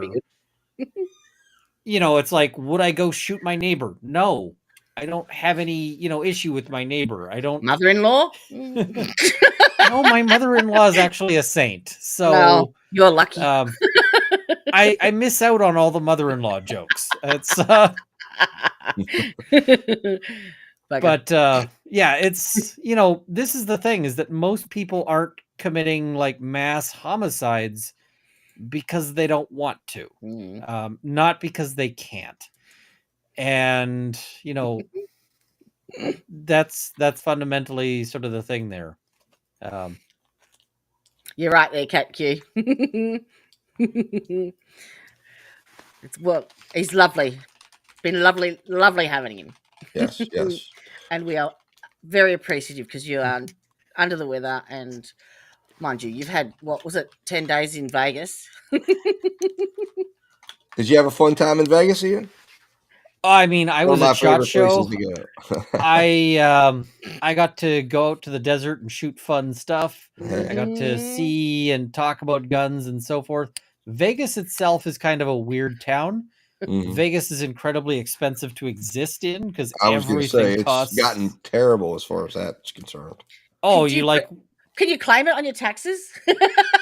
Yes, and I will be claiming a whole bunch of it on my tax. I mean, not everything, because you can't claim, just like ordinary existence costs, but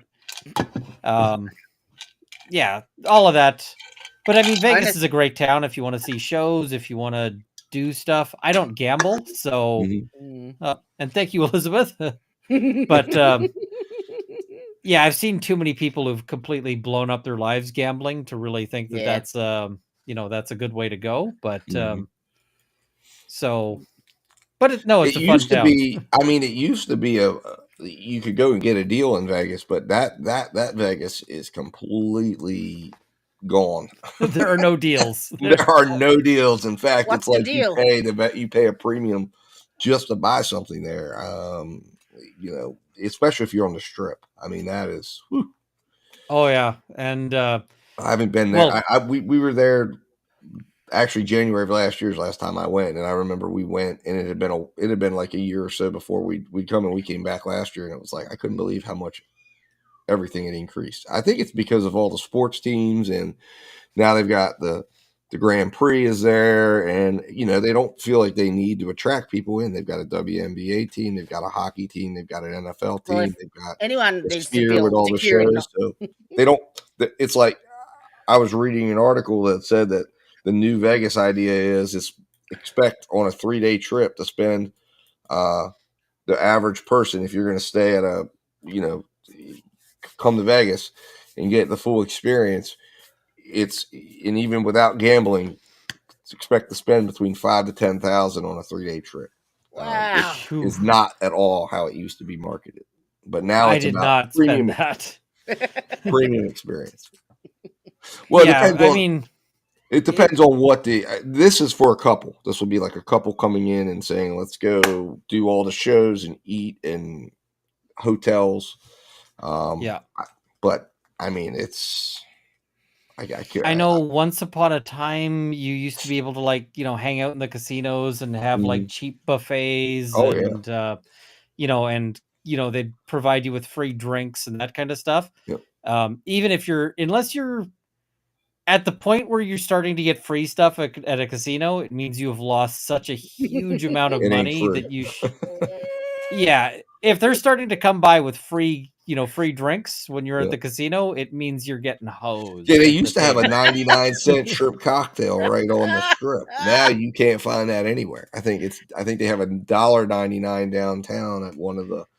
It might not even be there anymore, but We I mean, still used to get be free able to steak. get $9.99 steak and eggs, and it was a quality steak. Now it's gone. You're not going to find that anywhere. Now I don't think you could even get stabbed for $9.99. No. I mean, you're talking $29.99 is the new $9.99. It's crazy. It's definitely not a place to go for a deal anymore, which is a shame. But well, we very much appreciate you coming on and talking with us, Ian. Absolutely. I know Thank you. Evie Mux has been giving us a run The to link. go at it there. Click the link. I am not a huge fan of EV Mux. I am a big StreamYard proponent. It just works better for me. But thank you for having me on. And absolutely, more than welcome. Thank you. Thank you. I guess it's back to bed for me. Yeah. Go get some rest. Keep your fluids up. Look after yourself, and thanks again, Ian. Cheers. Yes, do you guys have an outro, or do I just hit? Where's the exit button? You can go. Go on, get. Yeah, and then we'll roll the outro. The outro is always you might end up on the blooper reel. Fair enough. All right. I don't know how to another operate time. Yeah. Thanks, Thank you. Bye. Bye. I might press the wrong button again. Yeah. All right. Well, we absolutely appreciate Ian coming on. It was a great discussion. It was very informative, and 3 hours sleep. I thought it was extremely informative, and I have definitely a better understanding of some of those issues. So thank you so much for coming on. And thank you everyone for joining us. Yeah, in Paris, yes, no more $1 Coronas. It's $3 is the new $1 if you're finding deals. It's a different world than what it used to be. Which is why we haven't been back. We don't have any plans to go back. But after we went last year, it was like, oh my. I mean, it was extremely expensive. And we didn't even we forewent eating at any of the some of the places. Back in the day, it was like if you spent $200 on a meal, that was a high end meal. Now the 200's about 400, and then Bloody hell. a regular meal is about, if you expect on a regular dinner, and I'm not talking about going to one of the higher end steakhouses, you're going to spend between 100 and 150 bucks if you're getting any type of an alcoholic beverage or anything. And we're talking something maybe like at the level of an Outback. Outback is more expensive. Everything's more expensive there. At least that's what our experience was. And we're talking about eating at like what the heck is the place? Is a good example would be somewhere like Pablo. I think it's Poblano, Poblano Mexicano. It's in the in the Cosmopolitan, but one of those mid-tier places that normally would have probably cost you around maybe $650 to $70 is now you're talking $100 minimum on everything. Is what you should consider. It's crazy. Now, someone made a comment earlier, and I can't find it. I did start, but I think it might be Paris. They said that the Australian system is based on Constitution. I can't find it now. But no, we are Commonwealth based. We're still derivatives from the UK, so we don't have constitutional law at all. It's all based on the Crown. Yeah, yep. Yeah, Paris, if the last time you were in Vegas was in 2008, that was a far different place in 2008 for certain. You will not recognize it at all. It's a brand new experience, although downtown is a bit more built up and probably a little bit in the middle of a desert, isn't it? Like, well, it is in a desert, but when you go to Vegas, like, it's cool when you're flying in, especially if you're flying at night, it's like you're surrounded by all this desert, and then right there is this huge, bright, shining star known as Las Vegas. And then when you go in, I mean, there's a vibe to Vegas still, and an energy to the town. It never sleeps, and when you get there, it's amazing. You can be 3 hours off, and you get there and you get on the ground and you go to the Strip. Now, if you go outside of the Strip and outside of the touristy areas, it's just like everywhere else. I mean, but when you go right down there, the electrical bill on the Strip, I can't imagine what it is, but I mean, it just has a absolute vibe to it that gets you going. But you also better have some money too. Because what happens in Vegas stays in Vegas? Is that's still the what's mantra? That now? What happens in Vegas stays in Vegas? I can't remember. They changed it to a different one because they didn't like the idea behind that, like that it was like you're going to get in trouble. So they remarketed it. They have the slogan in the airport, at least they did back the last time we went, but it's something different now. What is the slogan of Vegas now? Slogan of Vegas. But ask Siri, she'll tell you. That's what I was going to say. I'm asking well, that's still what happens here stays here, but there's a different one now. New slogan is here. Here it is. But in a bid to step away from since 2003, what was the new one? Oh, it's what happens here only happens here. That's the new slogan. Okay. So it's meant to be basically what they're trying to sell you now, at least from what I understand and seeing, because that's like, well, what is the new concept? What they're, again, like I said, they've got sports teams now. They've got F1. They've got shows. They've got the Sphere. You go see a concert in that Sphere. The Sphere looks really cool. They even have, when it's not running shows, you can go in and get like a tour of it. And then they do like one of those 5D deals or something. It's supposed to be unbelievable. But the idea is you're supposed to be going to Vegas to get a once in a lifetime experience. And like my wife and I went. I remember back, and we did kind of like a once in a lifetime experience in Vegas. Probably would cost 3 or 4 times what we spent in 2016 when we went. But I jumped off the Stratosphere. I mean, we went all around. We spent like 5 days there, just like doing all the touristy things we could do. and a little bit of gambling, but it was more focused on shows. And in fact, actually, my wife loves the Bee Gees, and me we too. went and saw the Australian Bee Ah! Gees, Ah. and I think we always would make get fun of her along. because we got the tickets where you did a meet and greet, and she blacked out when she was meeting the Australian Bee Gees. So would Or at I. least she said. Did you? Yeah, she was so excited. She was like, "Oh my god!" But no, they're fantastic. I mean, we went around but then it was like, we went and saw. Like I said, we saw a show every night. We saw, and just did it up. Ate at the top of the. After I jumped off, we went and ate at the top of the stratosphere and watched people jump off like I had done. And my wife would not jump off with me, but we like I said, we had a ball. I mean, it was fun. There's a lot of cool stuff you can do there. And now today, even still, I mean, there's no way you're going to get it all done. And then the one trip we went out there, we did they had, or at least they used to, it kind of got suspended during the time, but we did a foodie tour. That was really cool. We did a foodie tour downtown, a foodie tour on the Strip, and it's where they take you around and you get like, they make you like a prepared 4 or 5 tasting menu, but you go to like 6 or 7 restaurants and they put you in a bus and they drive you around and you get free drinks, and it was really cool. That's right up my alley. Yeah, it was really fun. I mean, like I said, there's so much you can do there that, if you go there, you don't have to go there just to gamble. And while that is fun to take a chance, but if that's all you do, you're missing out. We went to the Zach Baggins, which was really neat. He has my wife's huge into the ghost hunter stuff and all that stuff. So we went to the Zach Baggins. He has a haunted house there where he's got all of these things. I get along really well with your wife. The only thing she would not do, I wanted to do it, but she would not do the deal where you had down in the basement of this house is allegedly a true spiritual, I don't know, it's like something bad, right? But then you also crawl through this cross space where allegedly you feel stuff come up and touch you. So you had to pay like $20 extra to do that. But she was like, "I'm not doing it. I want to do it." And she was like, "No way, we're not doing it." On my honeymoon 30 odd years ago, we went on the Port Arthur ghost tour.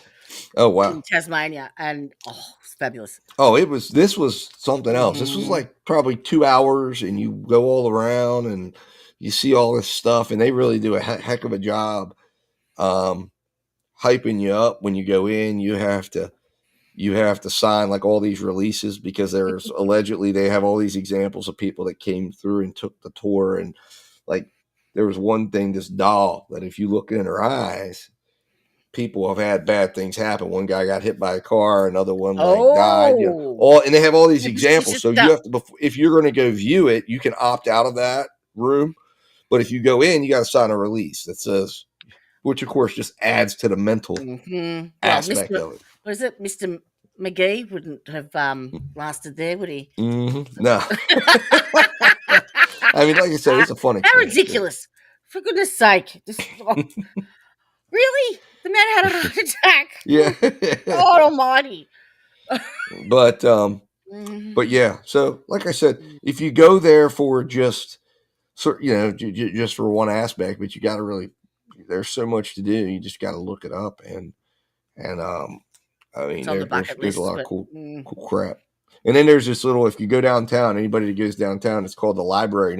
Some people know about it, but we found out about it because of the foodie tour that we took downtown. But there's a speakeasy that is behind this bar, but it is the coolest little thing you've ever seen. It's got all this art in it, but you can only get into it by having a certain number that you text, which of course I still get messages on it.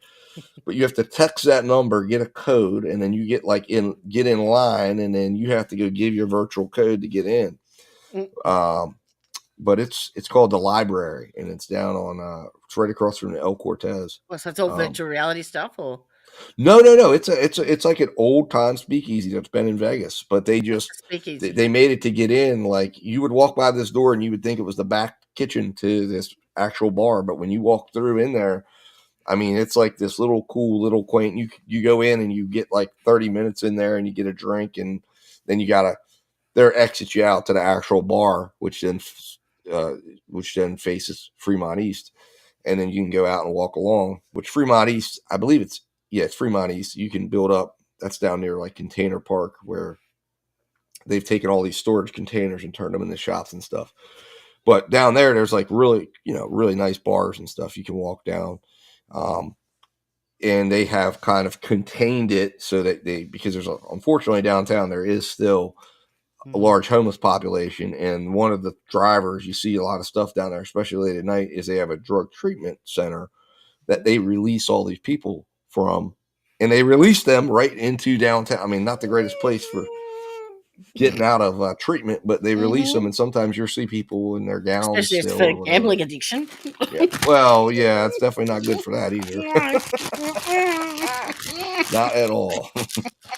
Not at all. But so, anyways, well, I guess we'll wrap it up, Jody. I mean, next. What's our next topic? We are doing the Naziah Harris. Yeah, so that one we're going to have some codes for to stay friendly with the YouTube. Yeah, it's nasty. Thing. So we have to be prepared, because that is definitely one that is not the friendliest of cases in terms of what it's about. So I've warned them. A little warning. Yeah, that we could end up being, it's not one that you're gonna. If it's sensitive. Let's put it that way. Sensitive topics. Yes, absolutely. Sensitive topics will be discussed, and it's one that deserves to be talked about, because if you're following or you see the coverage, you're seeing a lot of stuff being talked about right now. This is something that was happening, and what happened to her has happened to many, many other people in Detroit, and it appears to be somewhat part of just what was accepted practice. And now, wasn't initially picked up by the media because of the location and the it just was not victim. Yeah, it was just not something that the media would normally. It still hasn't really been picked up by the mainstream media. It's still struggling, I think, to get the traction it deserves. But I heard some comparisons to the Gabby Petito investigation when she went missing, and then this little girl's been missing and not been found. But if you also look deep, if you go into the Detroit Press, there's 2 other girls that are missing. That that apparently there's a lot of this that goes on in that area, and nobody pays attention to it. Nobody cares but the local press. So, we're going to bring attention to all that when we talk. I actually have been really getting into the argument with. You've been watching the Colin Griffith trial in Florida. Oh yes, I have.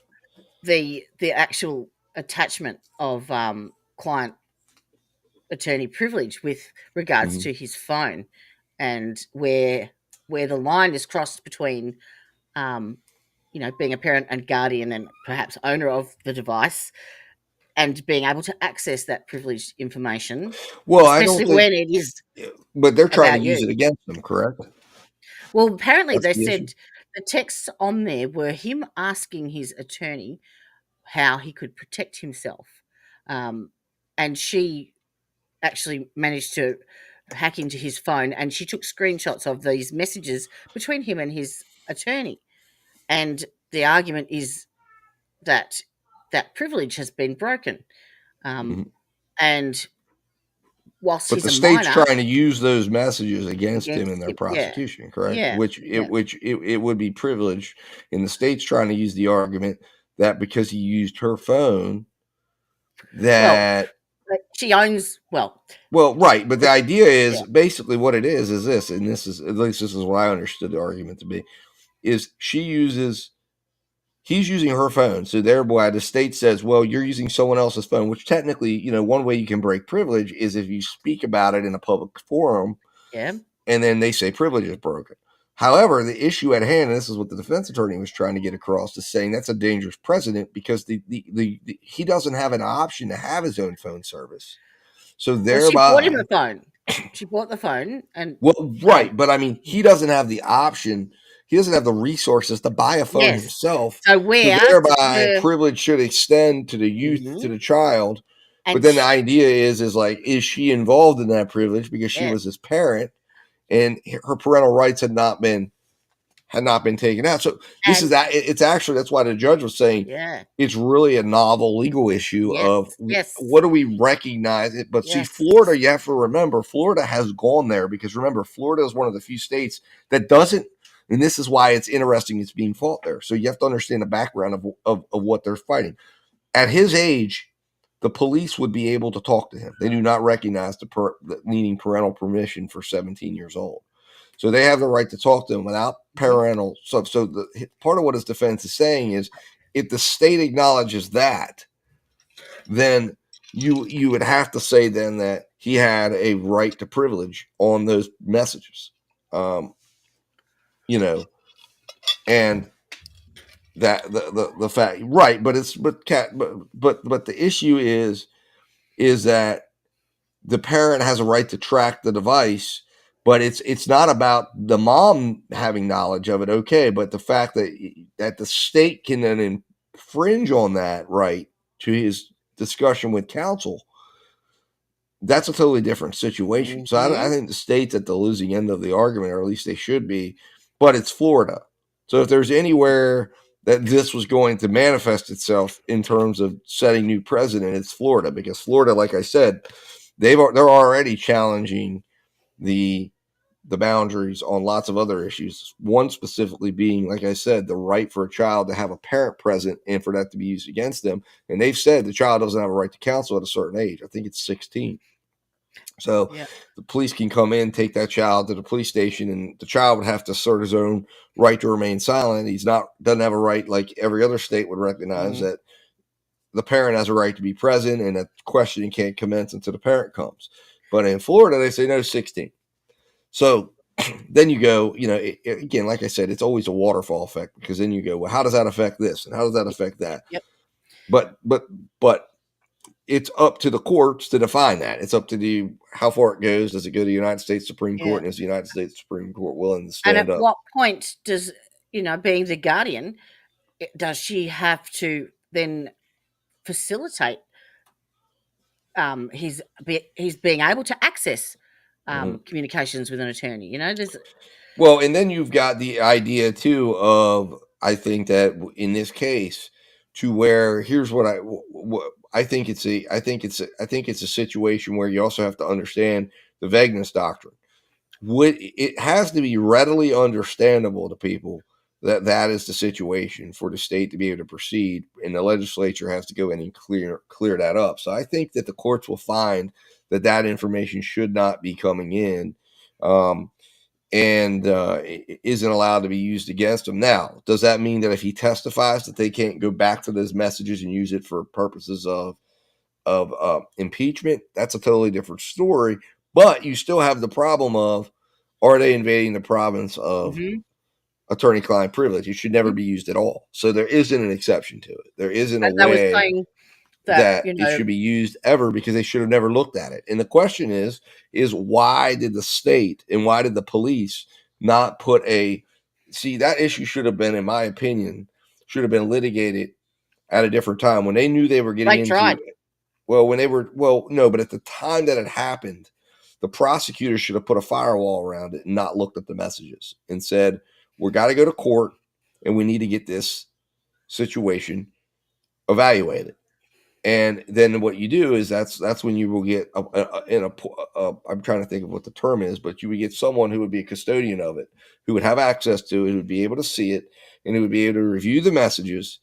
They're not going to be in a position to tell anyone what they are, but they're looking at them solely for the fact what's within privilege, what isn't within privilege, and then that person makes the decision. That did it. She took the photos of it and then sent them around. Yep. Oh, the mom did? Yeah. Well, right. But the point is that, again, can they be used? And that's a problem. They were saying that, as a minor, that you don't generally have the same understanding of, your right to privileged information and your right to a reasonable expectation of privacy, and then the defense is saying, well, that then should further support the case that you need extra protection on privilege for minors. Correct. Not Well, less. and Anna, to address your issue, you have to remember this is what's unique about the United States. The president, yes, they do have president. In fact, the burden is always on the state, and anything that has to do with it in the criminal forum, it would be assumed that it would be in the favor of the defense in this case. The state has to go show legal precedent and show a legal argument against that. So there's not a requirement the defense needs to have precedence in anything. It's the state who needs to show that there's courts or that there's a thought process or that there's an exception to this. And they are. And that's what their argument is. So now it's going to be up to the judge to say, well, do I want to go down this road and open this door that says basically juveniles do not have a right to privileged communication with a lawyer? Because that's exactly where they're going to go down. Yep. Because in this case, the mom, without his permission, circulated messages that people saw. Now, regardless of how many people saw it, it still was privileged communication that he did not give permission for, that was taken against his. But they're arguing because the question, though, is he then you owned get it. into an equally interesting argument, which is why this is such a thing, is technically speaking, the mom would have the right to waive things. But here's the problem. The mom in Florida doesn't have the right to waive anything for him because of his age. So he owns the right to Florida's that own privilege. laws, which wanted to open up the possibility that juveniles could be questioned, comes into play here to say, well, wait a minute.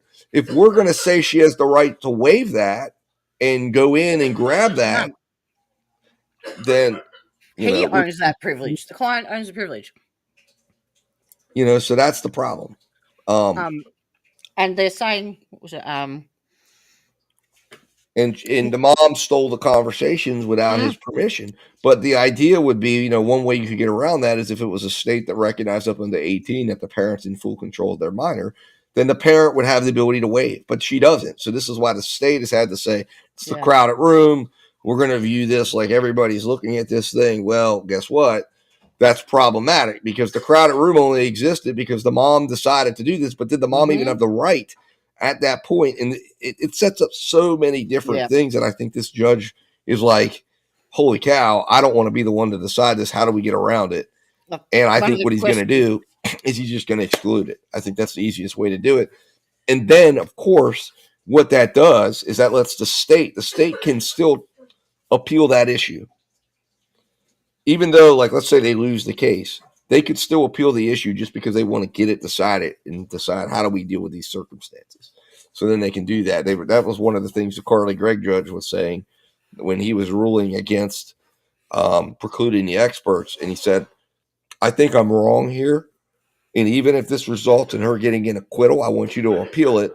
But I just don't have the balls to exclude it and run the risk that we ruin a conviction. So that way you can appeal the issue that says I was wrong. And that way it will create the case law necessary to overrule what I'm doing here. Because technically speaking now, this would be considered to be an affirmation of the fact that, we're making this exception. So if you want to be able to get around these things in the future, you need to appeal it. And that's what they can do here. But we'll see what happens.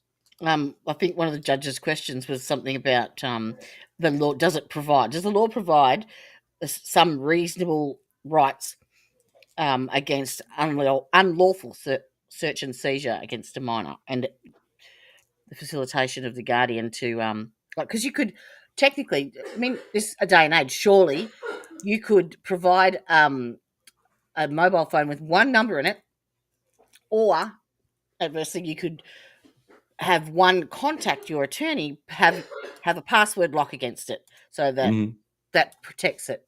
But she was using it as she was weaponizing it basically to try and coerce control. As far as I'm concerned. Well, my perception so far of this mom, I think, has been that she has been someone. I mean, listen, if you listen to all those messages, and you listen to how she acted and said, "I want him back." It's and emotional it's like abuse. this kid was like screaming out, "I don't want to be with her," and then he's scared to death, and he goes back in there.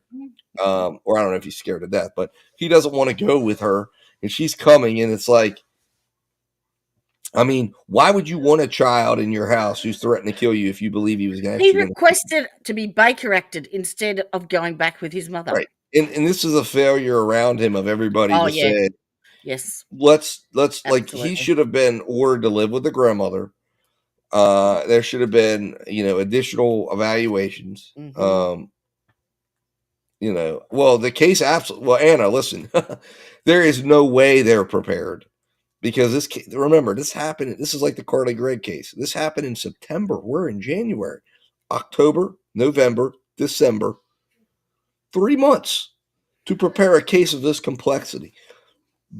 That state isn't prepared. No one's prepared. They've rushed this to case. I think the defense did that as a means of strategy because they didn't want them developing. But this is the fastest case I've ever seen go to trial in Florida.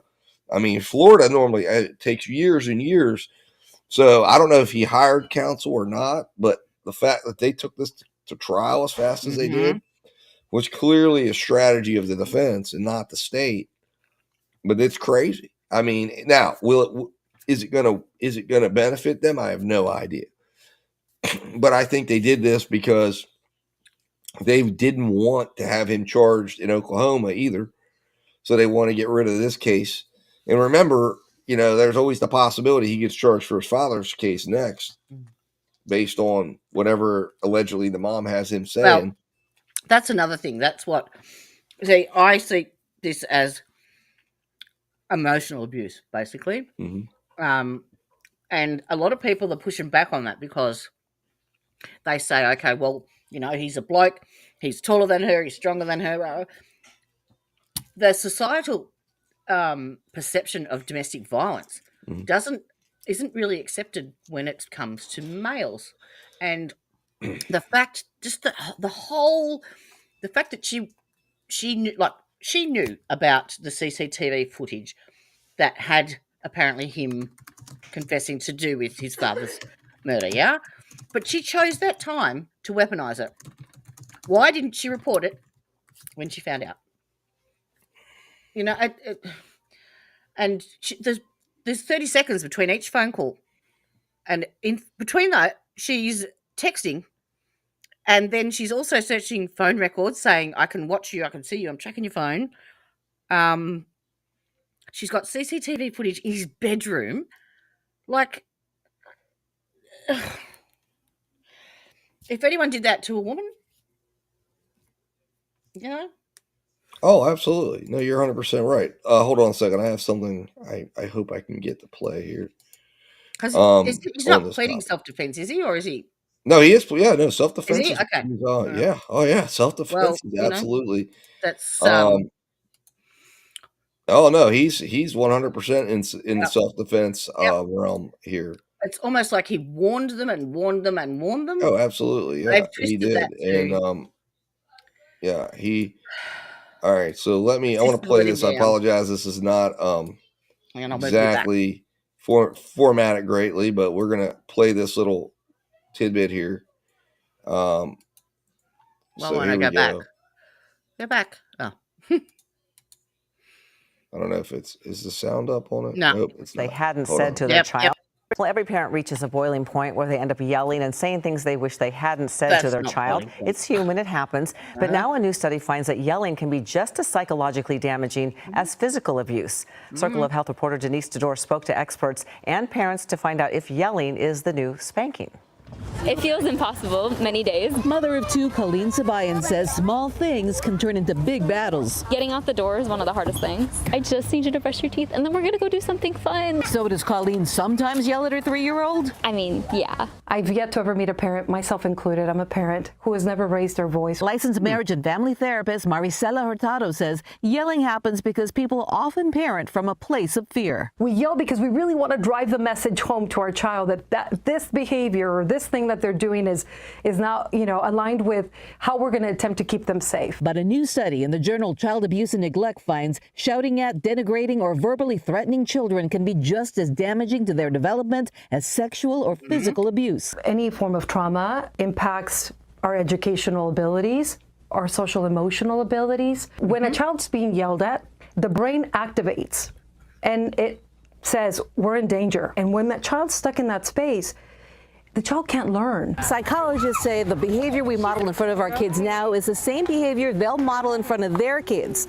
because we all know when we get angry, we turn into our parents. So you're repeating patterns, right? To break the cycle, Hurtado says, tune in with your body. Are you already agitated? So that when my child shows up in their developmentally appropriate behaviors, I'm so quick to react versus respond. Her advice, take a breath. There's no way the brain can continue to escalate when you are introducing breath. In heated moments, Colleen takes a deep breath. Her daughter has learned to do the same. Just the fact that she takes deep breaths when she's angry, right? Can you imagine, like, as a grown-up, like what she'll do with her future children? Colleen says talking it out takes patience, but it works. I'm firm.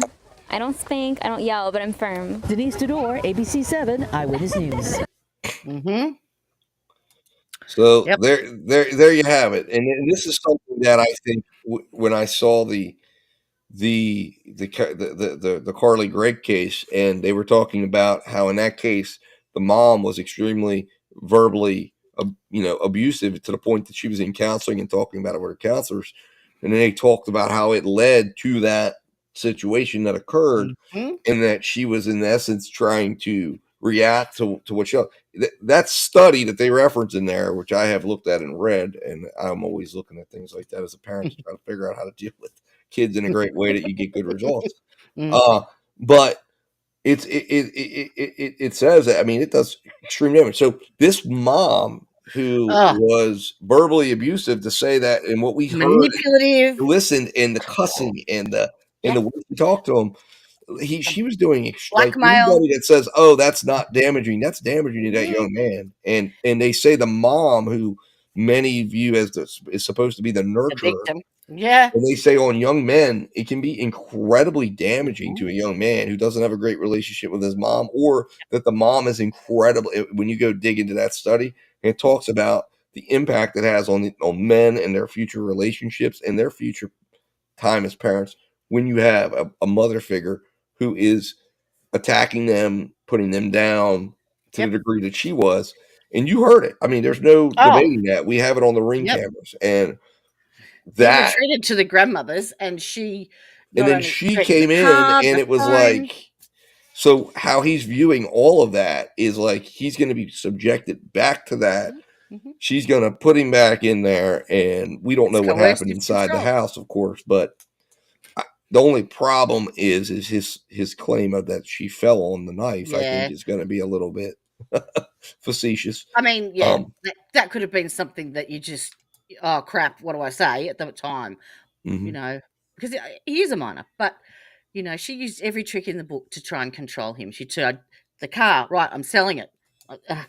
The phone, I'm taking it off. She cancelled his contract. She did, and then she starts threatening to tell them about his parole violation.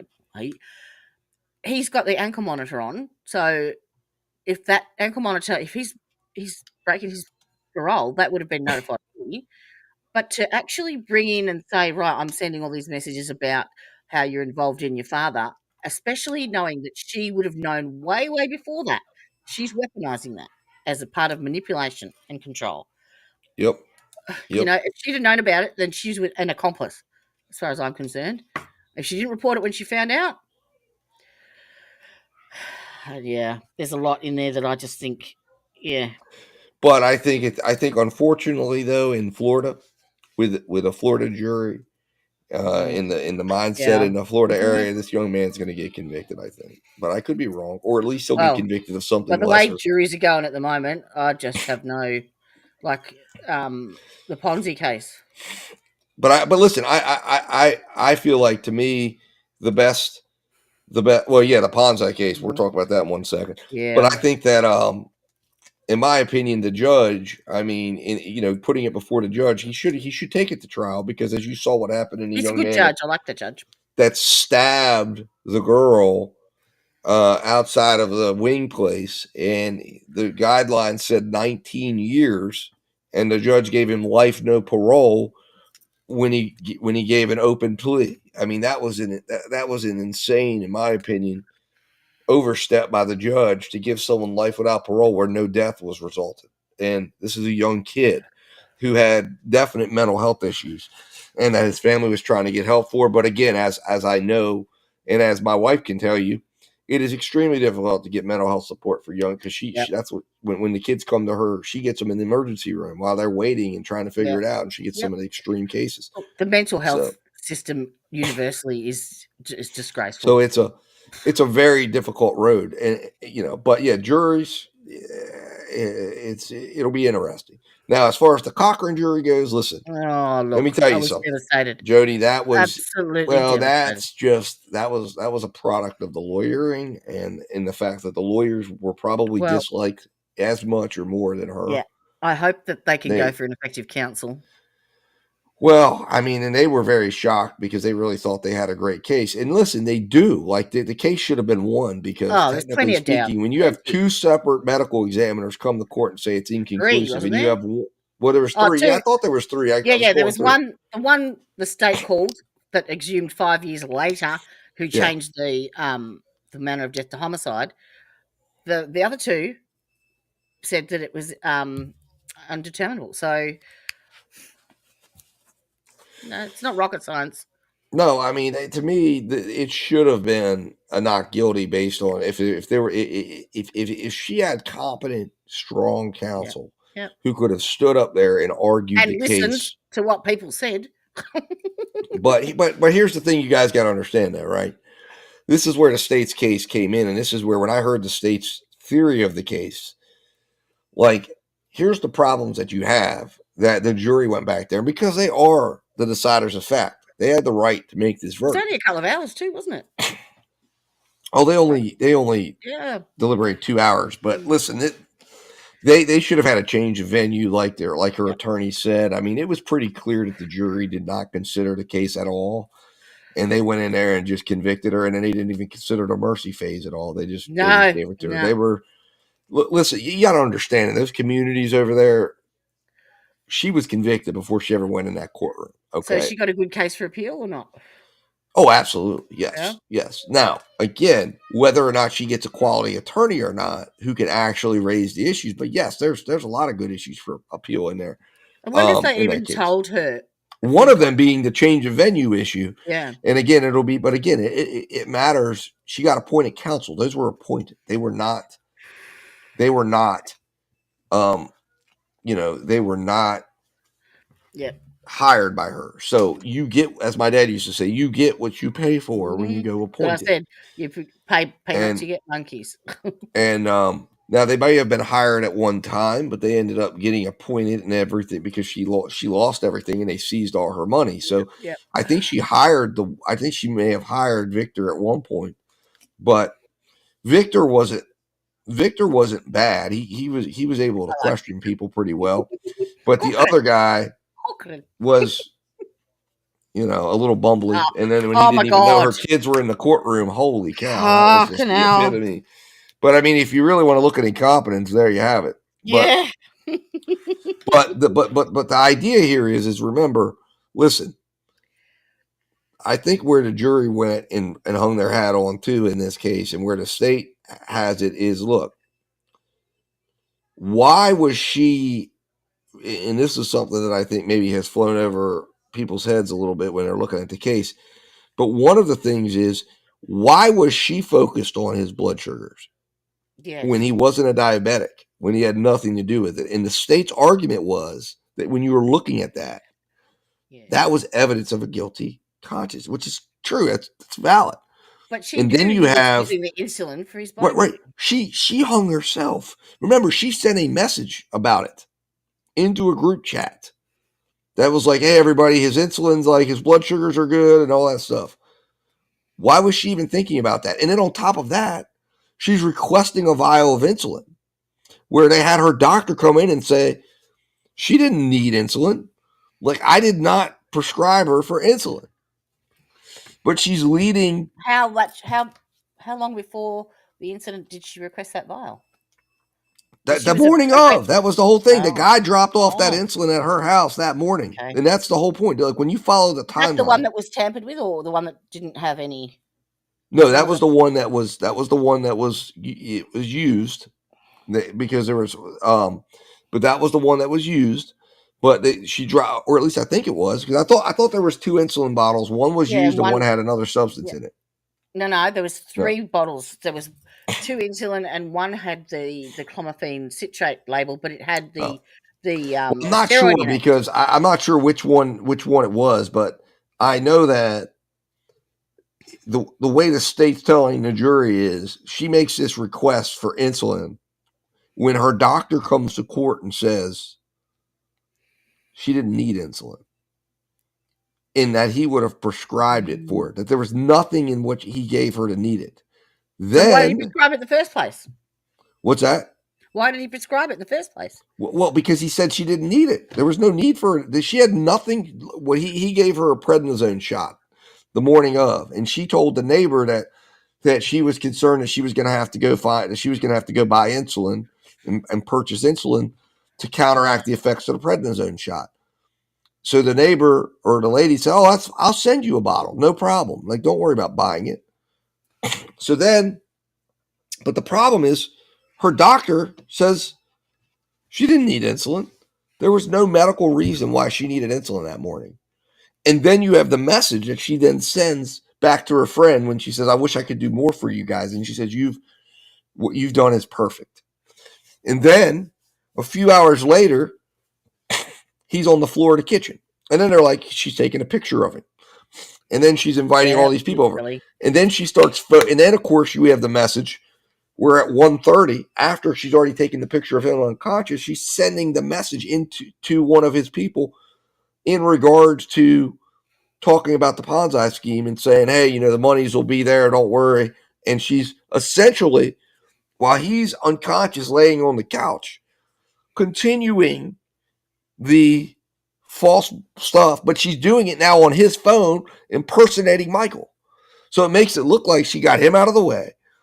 Now she's using Michael's phone to send these messages out while he's still, nobody knows at that point, or this individual didn't know he was unconscious. Then she's sending out stuff about blood sugars, which is like, why is that on her mind? And then the idea is that, that obviously she would have been giving him multiple injections of this insulin. And then, of course, the state says, well, why did he fall? Why did his sugars go? And the idea is that his sugars must have been low all afternoon, and that's why his brain swelled. So when he got to the hospital, he was in critical condition. So my thought always was this, and this is, the state didn't go here, but I guess they didn't need to. I believe the administration of that insulin would have been, he took supplements. She told everyone she was in charge of his supplements. So if she was going to get the insulin into his body, it would have been, maybe, we don't know for a fact, and that's probably why the state didn't go there. But how do we know that she wasn't the one giving him stuff? And not only on top of that, but you have the message at the doctor. Him to inject himself before? Well, here's the other thing too. This is what I think actually probably happened if she did this. Now, it's still to me like questionable about why she would off her husband. But if she did it, remember, there's a key text message. She's at the doctor and she says, "I'm at the doctor's and I'm getting I'm getting us medicine. The insulin arrives.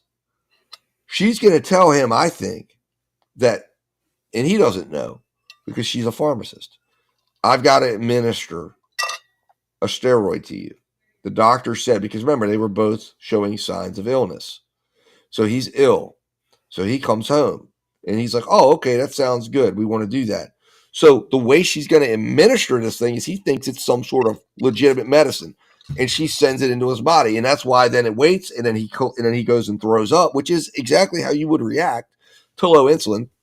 And then he passes out, and then she goes and starts calling people. He's like, "I have no idea what's wrong with him. What's wrong with him?" And then he goes onto the couch, and then he's now living in this state of low insulin, and of course at that point she could be injecting him all day long. We don't know when the final injection was. The state said it could have been going on the way, but there were times that people were coming in and out of the house And she's going about her day, planning bingo, sending out messages in furtherance of her Ponzi scheme, and proceeding. And then, of course, I always said, well, what was the benefit of it? Well, remember, she tried to sell the business. She tried to get out of this thing by bringing in that big time investor who was going to somewhat legitimize everything by bringing in this individual. And he was supposed to make a big cash infusion into the business. And for her, that was going to give her some time, but she was trying to sell the business. And I'm sure at some point she was hoping that maybe she starts, I don't know, getting real government contracts. Who knows? They say it was a legitimate business. And maybe at some point she hoped, she had in her mind that she was going to turn this all around. And then, of course, 3 days after she makes the business deal, they come in and search her house. They kill the business deal. And then she goes down for the Ponzi scheme and then eventually goes down for this. Again, I still find it, I still ask the question, why does Michael have to be out of the way? Like, and it doesn't account for the blood sugar level going back down again after he's had the dextrose infusion, like at the hospital. Right. Well, I mean, like I said, but I think it could be a mix of things, because I think it could be that, let's say she was going to poison him with insulin and he still had an adrenal crisis because of his steroid use. So it could have been an amalgamation of a bunch of things. But I think the jury in this case was relying on the suspicious messages. Why is she telling Michael that she's bringing them medicine? And she's at the doctor for a specific purpose of getting medicine. She's getting a vial of insulin. She's lying to people saying she needs it when the doctor says that she doesn't. We know that morning she's trying to get out of going down to this meeting. And the question is, if Michael was in on the Ponzi scheme, why would he be pushing a meeting to go to Lynchburg, Virginia? So that killed the idea that Michael was completely aware of everything, because he had to believe that this was a legitimate banking meeting. And he was actually going to take his buddy, the one guy, down with him and take him to that meeting. He was suggesting that, like, if you're too sick to go, I can go. We could still charter a plane. And she said, no, we're canceled. We'll go tomorrow. And then, of course, he never makes it to tomorrow. So, again, it's hard to conceive that she would think that this was going to work. But I guess in her mind, she's thinking if he dies legitimately, that buys her time. Now she has another excuse. Then she tries to manufacture a deal to get more funding. And I guess she's just thinking she'll scheme her way out and continue to try to do things. And she's gotten away with so much in her life, it sounds like, that this was just not something that she felt like she was scared of trying. I mean, she was stealing millions and millions of dollars, and Michael became an impediment. I mean, I'm just going on the theory. Now, do I think that this case met the standard? Yeah. No, but yes, the jury is allowed to see this and say, beyond a reasonable doubt, you have Dr. Uribe. If that's accepted as legitimate testimony, and he's a legitimate expert, he's an insulin expert in the state. And then you had the utter the lack of preparation with the defense witnesses. So they were all discarded. The jury's allowed to say, I don't trust any of them. They were not prepared. So therefore, since we're not taking any of their testimony serious, because they didn't have all the facts, and the state successfully showed with every single one of their prepared experts. Now, this is where ineffective assistance to counsel comes in, because it can be demonstrated the experts weren't prepared. You've got, even in the mercy phase, these witnesses were coming in challenging the jury's verdict. It showed they must not have spent an ounce. And then there was a video I put up that got a little traction, and then one of the people came in and said, hey, please take me down. And I took it down because I'll do, anybody requests, I always do it. So it was down within 5 minutes. What was the lady that said, that I thought was like, she called out the jury's verdict and said, shame on you.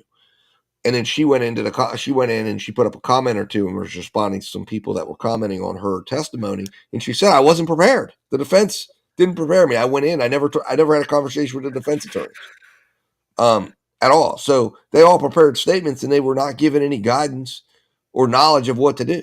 It was all prepared.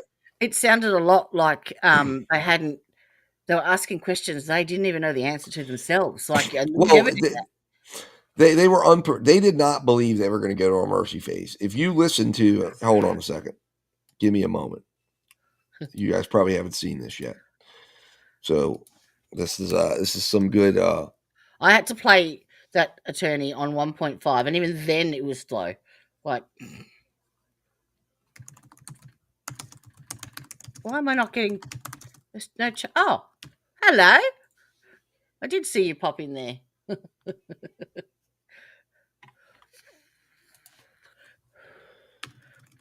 Yes, he got our dipshit award. Well worthy of it. Credibility shot. Do you reckon they even spoke to her? Do you reckon they even told her about that? What's that? Your phone call. Probably not. No. Like I said, they thought they had it figured out with the benzo defense. Like that was their coup de grace. They thought they had it figured out. No. They thought they'd done enough. What insulin did. He's an idiot. And that was just what they thought. Like, so to them, it was not even. Here we go. Let me give me a moment here. I'm going to share again. No. This is some good fun to have when you consider these attorneys. Watch this. Here we go. Better than my face plant. Oh, I got to turn that. Tonight, we start your broadcast outside the Raleigh County Courthouse, where after 6 years of delays, 3 weeks of the trial, it only took the jury 2 hours to decide that Natalie Cochran was found guilty of first-degree murder. This has been a very long, hard battle. For Donna Bolt and her husband, Eddie, the outcome was a relief. We'd just like to say we thank everybody for your prayers. It's been a long time coming. February the 11th of 2025 will be 6 years that Michael Brandon has been murdered. On the defense side, the verdict was shocking. Quite frankly, I'm in shock. I didn't think there was a valid basis for finding guilty, but that is what the jury decided. For the prosecution, though, the verdict was exactly as expected. And the jury's relatively short deliberation period shows how convincing its case was. I think it shows how Ashley Acorn put it together at the end. Now that the verdict is in, both sides are able to reflect on what aspects of the case were the most effective on the jury. Natalie Cochran was accused of murdering her husband with insulin in February of 2019. She is currently serving a federal prison sentence for a Ponzi scheme that she ran, defrauding friends and family. According to the defense, those past financial crimes likely played a role. I believe it heavily weighed in their decision. But even after the verdict, the defense does not feel that the prosecution has proven Natalie Cochran's guilt. Prosecution woefully failed to demonstrate, to show the jury how that happened, when it happened, why it happened, and, well, we'll just leave it at that for now. According to the state, the evidence was overwhelming. During the trial, a neighbor testified that she gave Natalie Cochran a vial of insulin on the day Michael Cochran collapsed. Additionally, expert witnesses testified that based on their review of Michael's medical records, homicide by injection of insulin is the only explanation that makes sense. But one of the biggest pieces, a text that was sent from Michael's phone after he collapsed. One he could not have sent since he was unconscious. With so many pieces of information, it takes time to sort all that through. And lo and behold, there's this text. And I think Bob Heinzman said, hey, here's a text you ought to look at. And sure enough, it's got a timestamp on it when all the evidence showed there was no way Michael Cochran could have sent that text. In the aftermath of the trial, the state feels justice has been served for Michael Cochran's family. Tom and I, like you said, we came in here at the last minute and they had so much put together for us already. And I'm the Bolt family, they have suffered so much. And I believe it is truly amazing that we were able to get justice for them and for Michael today. And that is shared by Donna and Eddie Bolt. God's plan has been fulfilled today. Justice is done for Michael Brandon. I want to just say that we just remain strong in our faith and that Natalie Cochran was held accountable and justice has been served for Mike. Court will resume tomorrow morning, where they will decide whether or not... Yeah, watch this. Hang on, I got him. How do I get the shape?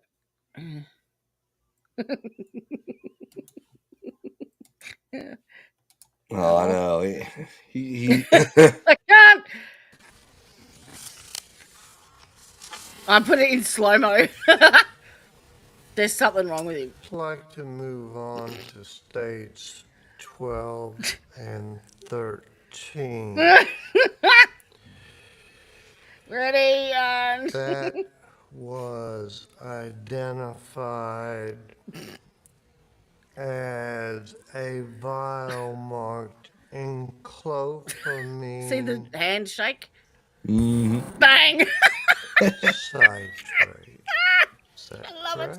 I love it. Well, also another aside, I don't know if you guys picked up on it, but the original prosecutor that was prosecuting this case was actually thrown off the case and lost his position as prosecutor because of ethics problems. And Truman, who you just saw, was appointed the new prosecutor in Raleigh County. I just found that out when I was doing like some additional research on the case, and he was appointed. So that prosecutor, that lady prosecutor, they were just brought into the case brand new. He hired her in, and the case had already been pre-prepared.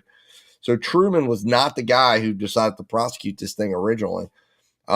He's just the guy that was brought in to clean up the mess. No, she didn't, Paris. No, she didn't, Paris, but she should have, I think, because that was a mistake. That I'm sure her attorneys. They were initially going to, weren't they?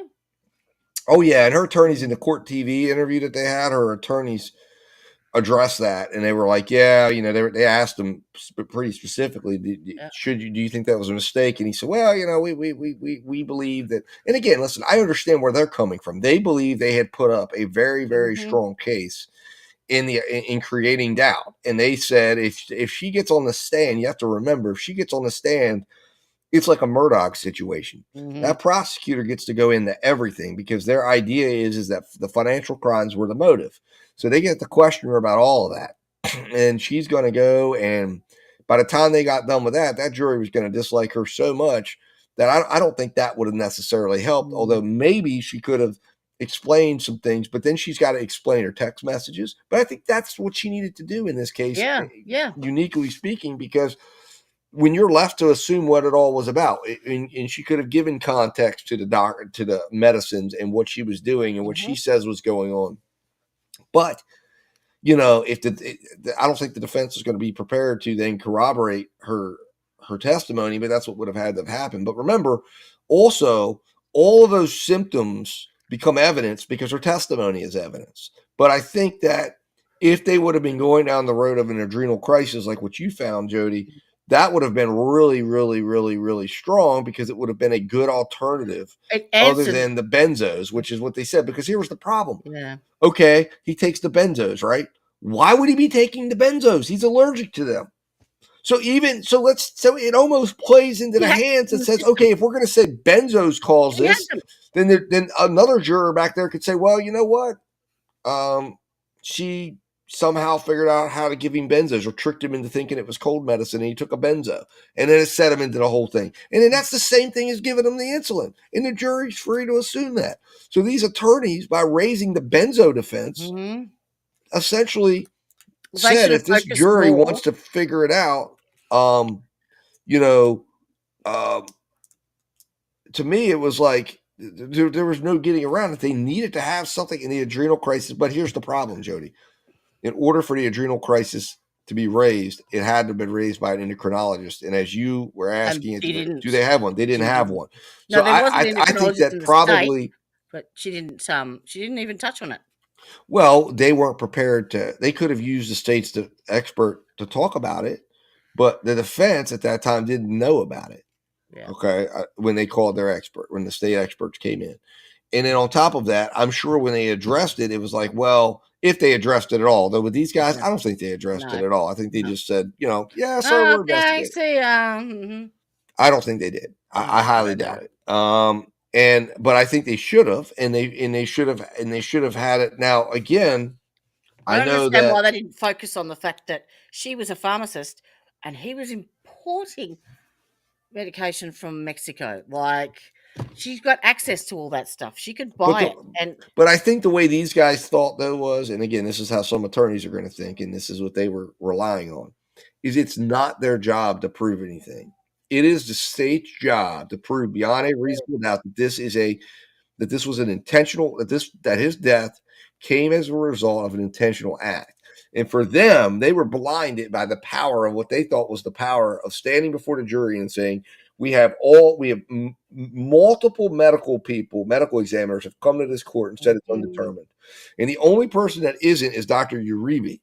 And that Dr. Uribe can't be trusted because he's not even using, he's not making it all. His is still undetermined, but he's just basically saying, I'm going to interpret other factors. But at the end of the day, it's still undetermined. But the problem is that these guys were so unlikable. And Michael Victor being the standard bearer for the defense to come out and argue this, he had just, I'm sure, pissed off so many jurors with the way he treated witnesses that he had no credibility with them. And he had no credibility with that jury. And closing argument is where it was. The people that they respected was Tom Truman, who everyone in that community knows the background of this case and knows that he's coming in to clean it up. So when he stands before them and says, we have a case and I looked at it and ladies and gentlemen, I have proof beyond a reasonable doubt. And again, he made the very argument. Now, there's an interesting idea that on appeal, I don't know because I haven't been able to. West Virginia doesn't have any electronic documents. So I'd have to drive to Beckley and go, which I know how to do, but I'm not driving to Beckley to go to the clerk's office. But the idea here is the financial crimes were not meant to speak to her character. They could not be brought in for that. They can't be brought in for character assassination. They were brought in for motive only. But Tom Truman stood up in front of them, and he actually called out and said she's a Ponzi schemer, and Ponzi schemers can't be trusted. And he called out her integrity. And he used it and said she's bad for doing that, so she's bad for doing this. That's not how you're supposed to do it. But here's the problem. Her attorneys didn't object, although they probably had a running objection to that issue because it would have been brought in, I'm sure, when they were trying to keep it out. Which, again, you have to remember, her attorneys were confident because these same two boobling idiots that we saw in the courtroom somehow got the case dismissed. This was a nearly 8-year investigation that they very aptly, this happened in 19. 6-year investigation that they had for a very long time, kept out of court, got dismissed, fought very aggressively. So they came into this case, and again, the confidence. Again, they got a prosecutor who was accused of doing things that were not supposed to be done. He got thrown out of office. So when they were coming, the tailwind of them coming in was they were in command. We don't see that way because we came in like the jurors did and just saw this case for the first time, and we're like, what is all this? But when they were assessing everything, they felt like they were the experts. They felt like the law was on their side. And that's why when there was a suggestion that it was anything other than, so for them, it was like, we don't need to prove it's an adrenal crisis. We don't even need to prove it was a benzo that caused it. All we have to show is that the medical examiner said it was inconclusive. And then on top of that, the state doesn't even know when, how, where, what this situation was. Why didn't they autopsy him initially? Well, because in West Virginia, he was not alone during his death. So the only deaths that get an automatic autopsy would be if there was a crime that was. So there was no suspicion initially. Or if it was an unattended death. If it was attended, then it would need to be requested by the family or wherever they were at. And at that particular point, it wasn't deemed suspicious when he died. No, that's my whole point. This is why I said they really failed. Why? The question is, why didn't they call those people? Why did the defense not call those people in and say, why did you not? I mean, that's what you would be putting up to the jury. Yeah. Let me ask you this question. Autopsy wasn't done for 7 months. 7 months. Why at that time did you not do it? Let's look at your notes. And you rely on your notes. What in your notes? You didn't, at the very least, they just admit, no, we didn't. And then you put the other when she was charged? No, we didn't. With the Ponzi 7 months later? No, she was charged.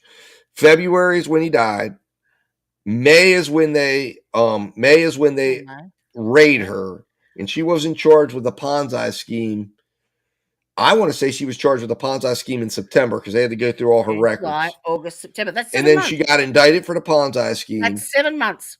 And then it was at 7 months after she got indicted for the Ponzi scheme, as part of the investigation that went on for the Ponzi scheme, it began to be suggested that she might have killed her husband and they went back and they exhumed the body. Yeah. And then I believe it was in 2020 when they arrested her for that. And she was originally granted bond on all, like even for when she was originally charged with the unaliving, right?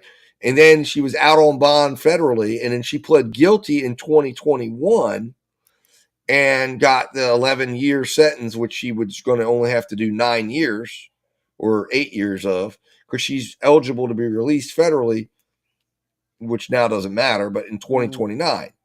So then, but the problem is then they thought that she hires these attorneys, and of course, and they may have already been appointed to her because at that point she lost the whole business. So then these attorneys come in, and then they're fighting the case, and then in 2023 they get the case dismissed. But then a prosecutor in the office, because there were also other issues that came up, but they were like pretty much it's inconclusive. Like the case can't go forward. They couldn't even meet a reasonable small standard of it. So that's then why they hired the medical examiner. They hire Uribe, who had assisted in an investigation of insulin-related deaths. Yep. And he comes in, and all he does is he says it's still undetermined. But I'm going to make it when you take these other outside factors in, I'm going to make a finding that exogenous insulin is the only possible solution to rule in this. It was nothing else. He was careful in his words. It was natural solution. And then that was deemed enough. They took it back to a grand jury. They re-indict her, and then they arrest her. And then she's on trial within a year from that. And that's when the case really gained wheels and traction, because then Tom Truman came in, and he came in to clean up the prosecutor's office. So when he comes in and says, we're moving forward on this case, and at one point, I guess they were thinking it might not go forward, but it does go forward. Truman takes the case, takes it to trial, and here we sit.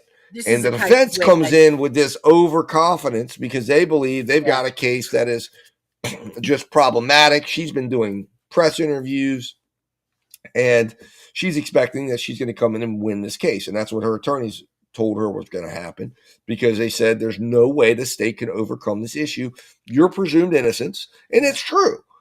I mean, the presumption of innocence is so strong around her assertion, like their theory. They built that. Well, the element of saying it's a homicide, I don't believe they met that, but the state says they did. I don't think beyond a reasonable doubt we can say that he was stabbed with insulin. I'm not convinced. I think it's possible, but I don't think it's beyond a reasonable doubt. No, they procured. And I think she should have been found not guilty. But this jury, if you understand where they're from in the community, she robbed the Little League. She faked cancer. People knew all this stuff. It was a community outrage. She stole millions from very important people in that community. Yep. And the outrage pressure. Groups of police officers, I mean, they hate her. Mm-hmm. She's a pariah.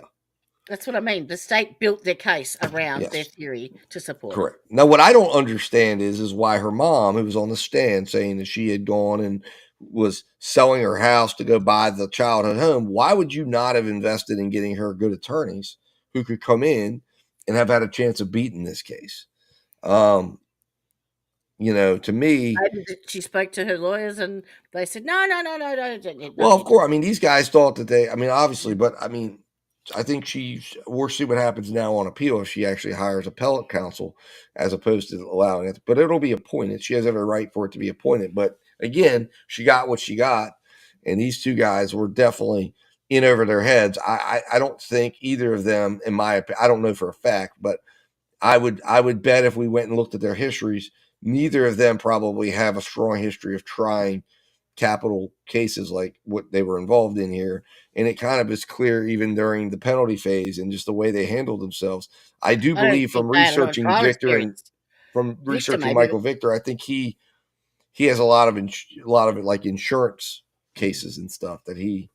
I don't think the other attorney had much trial. Well, Selden almost lost his law license. Yeah. From what I saw, if you go and search Stanley Selden on Google, you'll see that he was allegedly he was alleged, and it got worked out, but he was alleged to have like shoplifted a golf club. It was apparently some sort of misunderstanding that got worked out. But I mean, he's had his own problems. it just speaks to, obviously, you get yourself in a misunderstanding where somebody thinks you shoplifted the golf club and you didn't.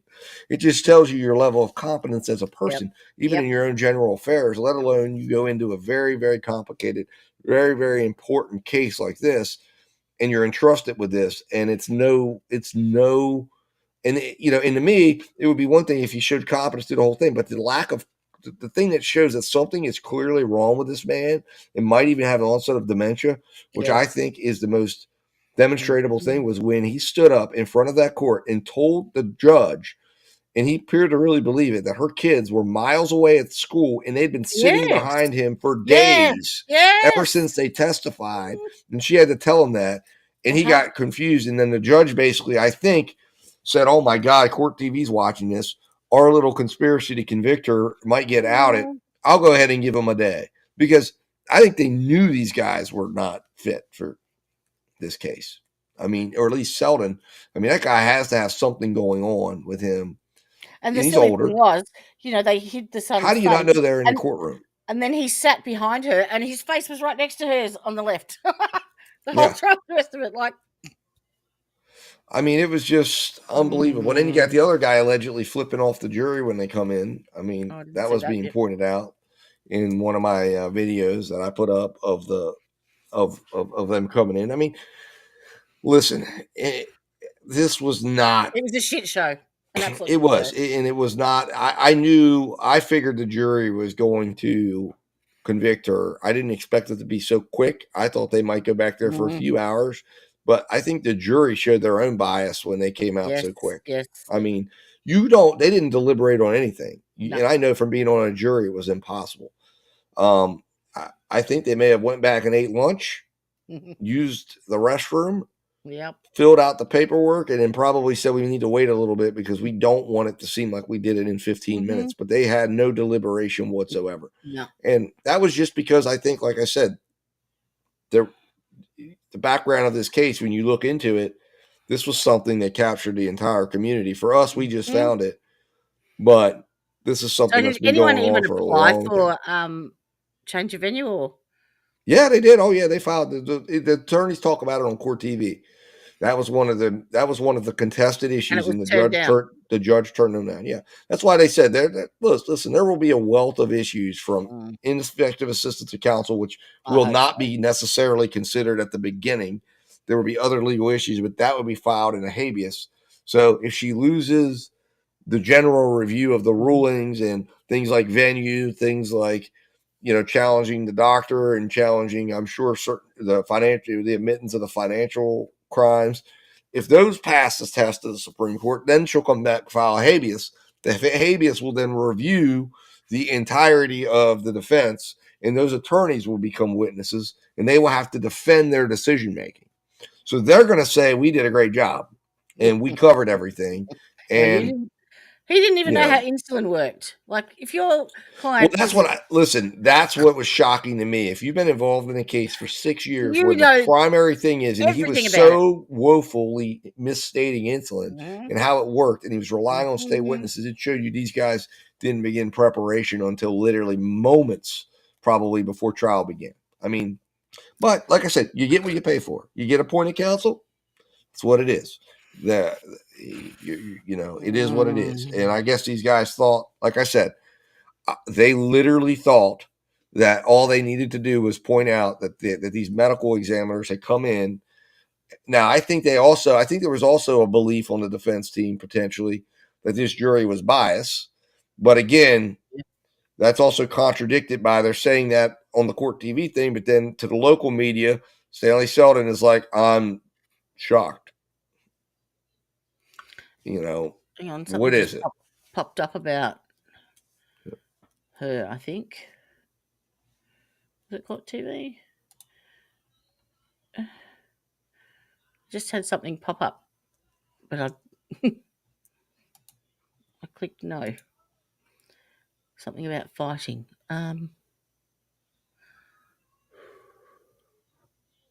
Maybe it was on law.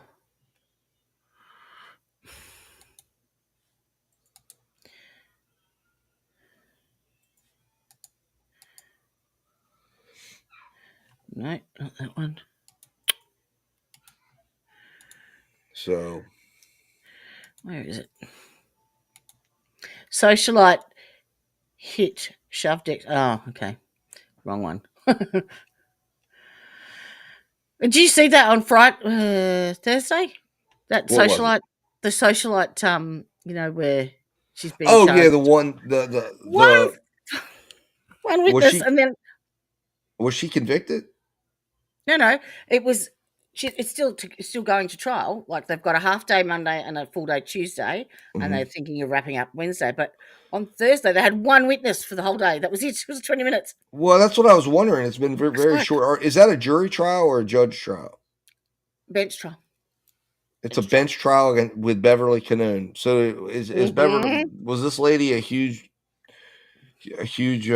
contributor to Beverly Canoon's election? I mean, are they somehow politically connected? Why the hell would you go to a bench trial in this case? Well, because I think she wants it to keep kept to the facts, because she's being charged with his with manslaughter because they had an argument and he had a heart attack when he had 90% occlusion, like his right coronary artery was 90% blocked. Right. So to take the but motion if it could out show of it, that she contributed to that in some way by pushing him or something, then they could get to there potentially. But I just noticed it was a really short trial. It wasn't going on at all. It was like it's it still would be going, up, but that day they only had one. and then sometimes they would jump in the middle of testimony. Yes, the lead Like up. they didn't. Like we didn't even see at least on Law and Crime, they didn't even have the opening statements or anything. Maybe they have it on court TV. I don't know. Where's my playlist? Because I think I've found bits and pieces of it, but there wasn't I was just like, lead up to it. Yeah. But I know I guess a lot of Karen Reed people are interested in it because Beverly Canoon is the judge. Correct. Yep. And see what she does with it, see if she treats her different. Because it's somewhat similar. But it ought to be interesting to see what happens with the case as they go. But yeah, it seems but also you got to remember in bench trials too, like the judge has already been aware of a lot of the evidence. So it's definitely a different, like they don't keep the same schedule. Remember the Quentin Nixon case, like they did that and it took them a month. They had a month break because of witness availability. Since they don't have a jury impaneled, it's like it goes around. The judge will put it around everything else. So that's why they did that, where they're like, yeah, we'll have one witness. That's no problem today. So they're convened. They take the witness. Oh, next Tuesday, we'll do 2 hours.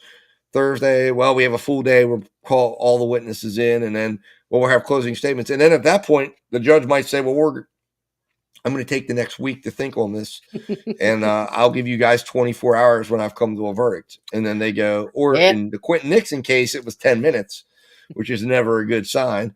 Remember the Jose Ibarra case was 20 minutes, which is never a good sign.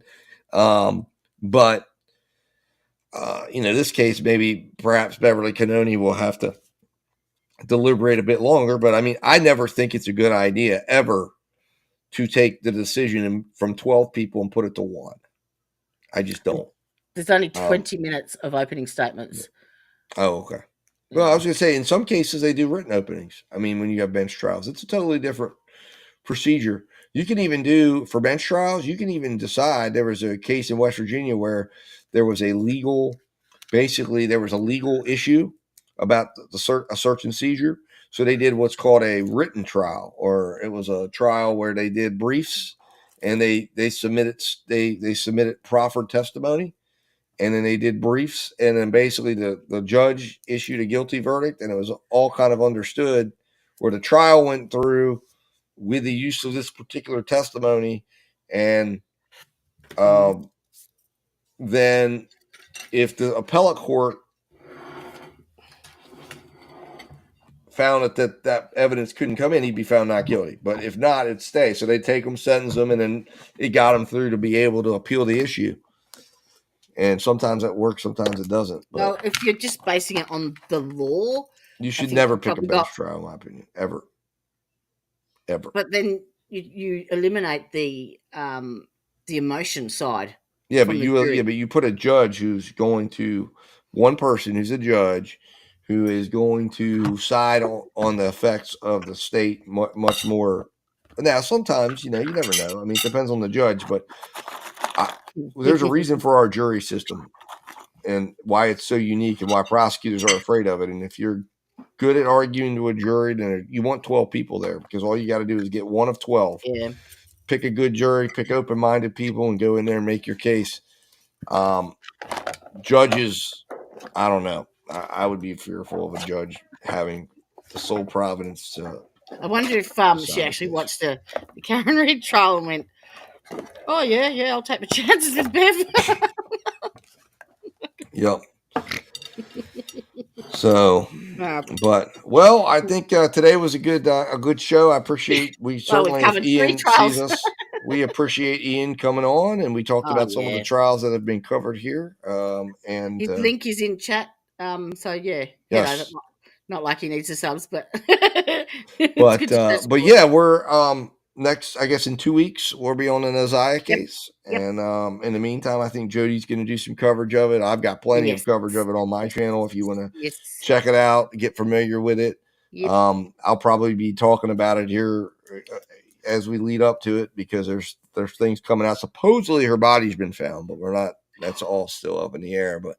Well, it's just gone 12-month anniversary from when she went missing. But there's lots of different things, and then there's the idea that there was an arrest that was made recently on it. So we'll find out. We'll find out what's going on. I'm covering we're starting a Tandem Tuesday dual stream now, and we're covering the gun name. Oh, that's right. Yes, you told me about that. Yes, you have the So everybody check that out. Tuesday. It's we've had some. It was supposed to have ended in 2011, I think. And in this month, we've had 2 gangland murders in Melbourne. Oh, 2. wow. Yep. Wow. Just now, like one on the 28th of January. So that's good timing. For me. No kidding. No kidding. Yep. So. All right. Cheers. Yes, cheers, and let the outro run. Justice prevail. Yes. For the record, come on in. Stories that make your head spin. For the record, come what may. Listen in and have your say.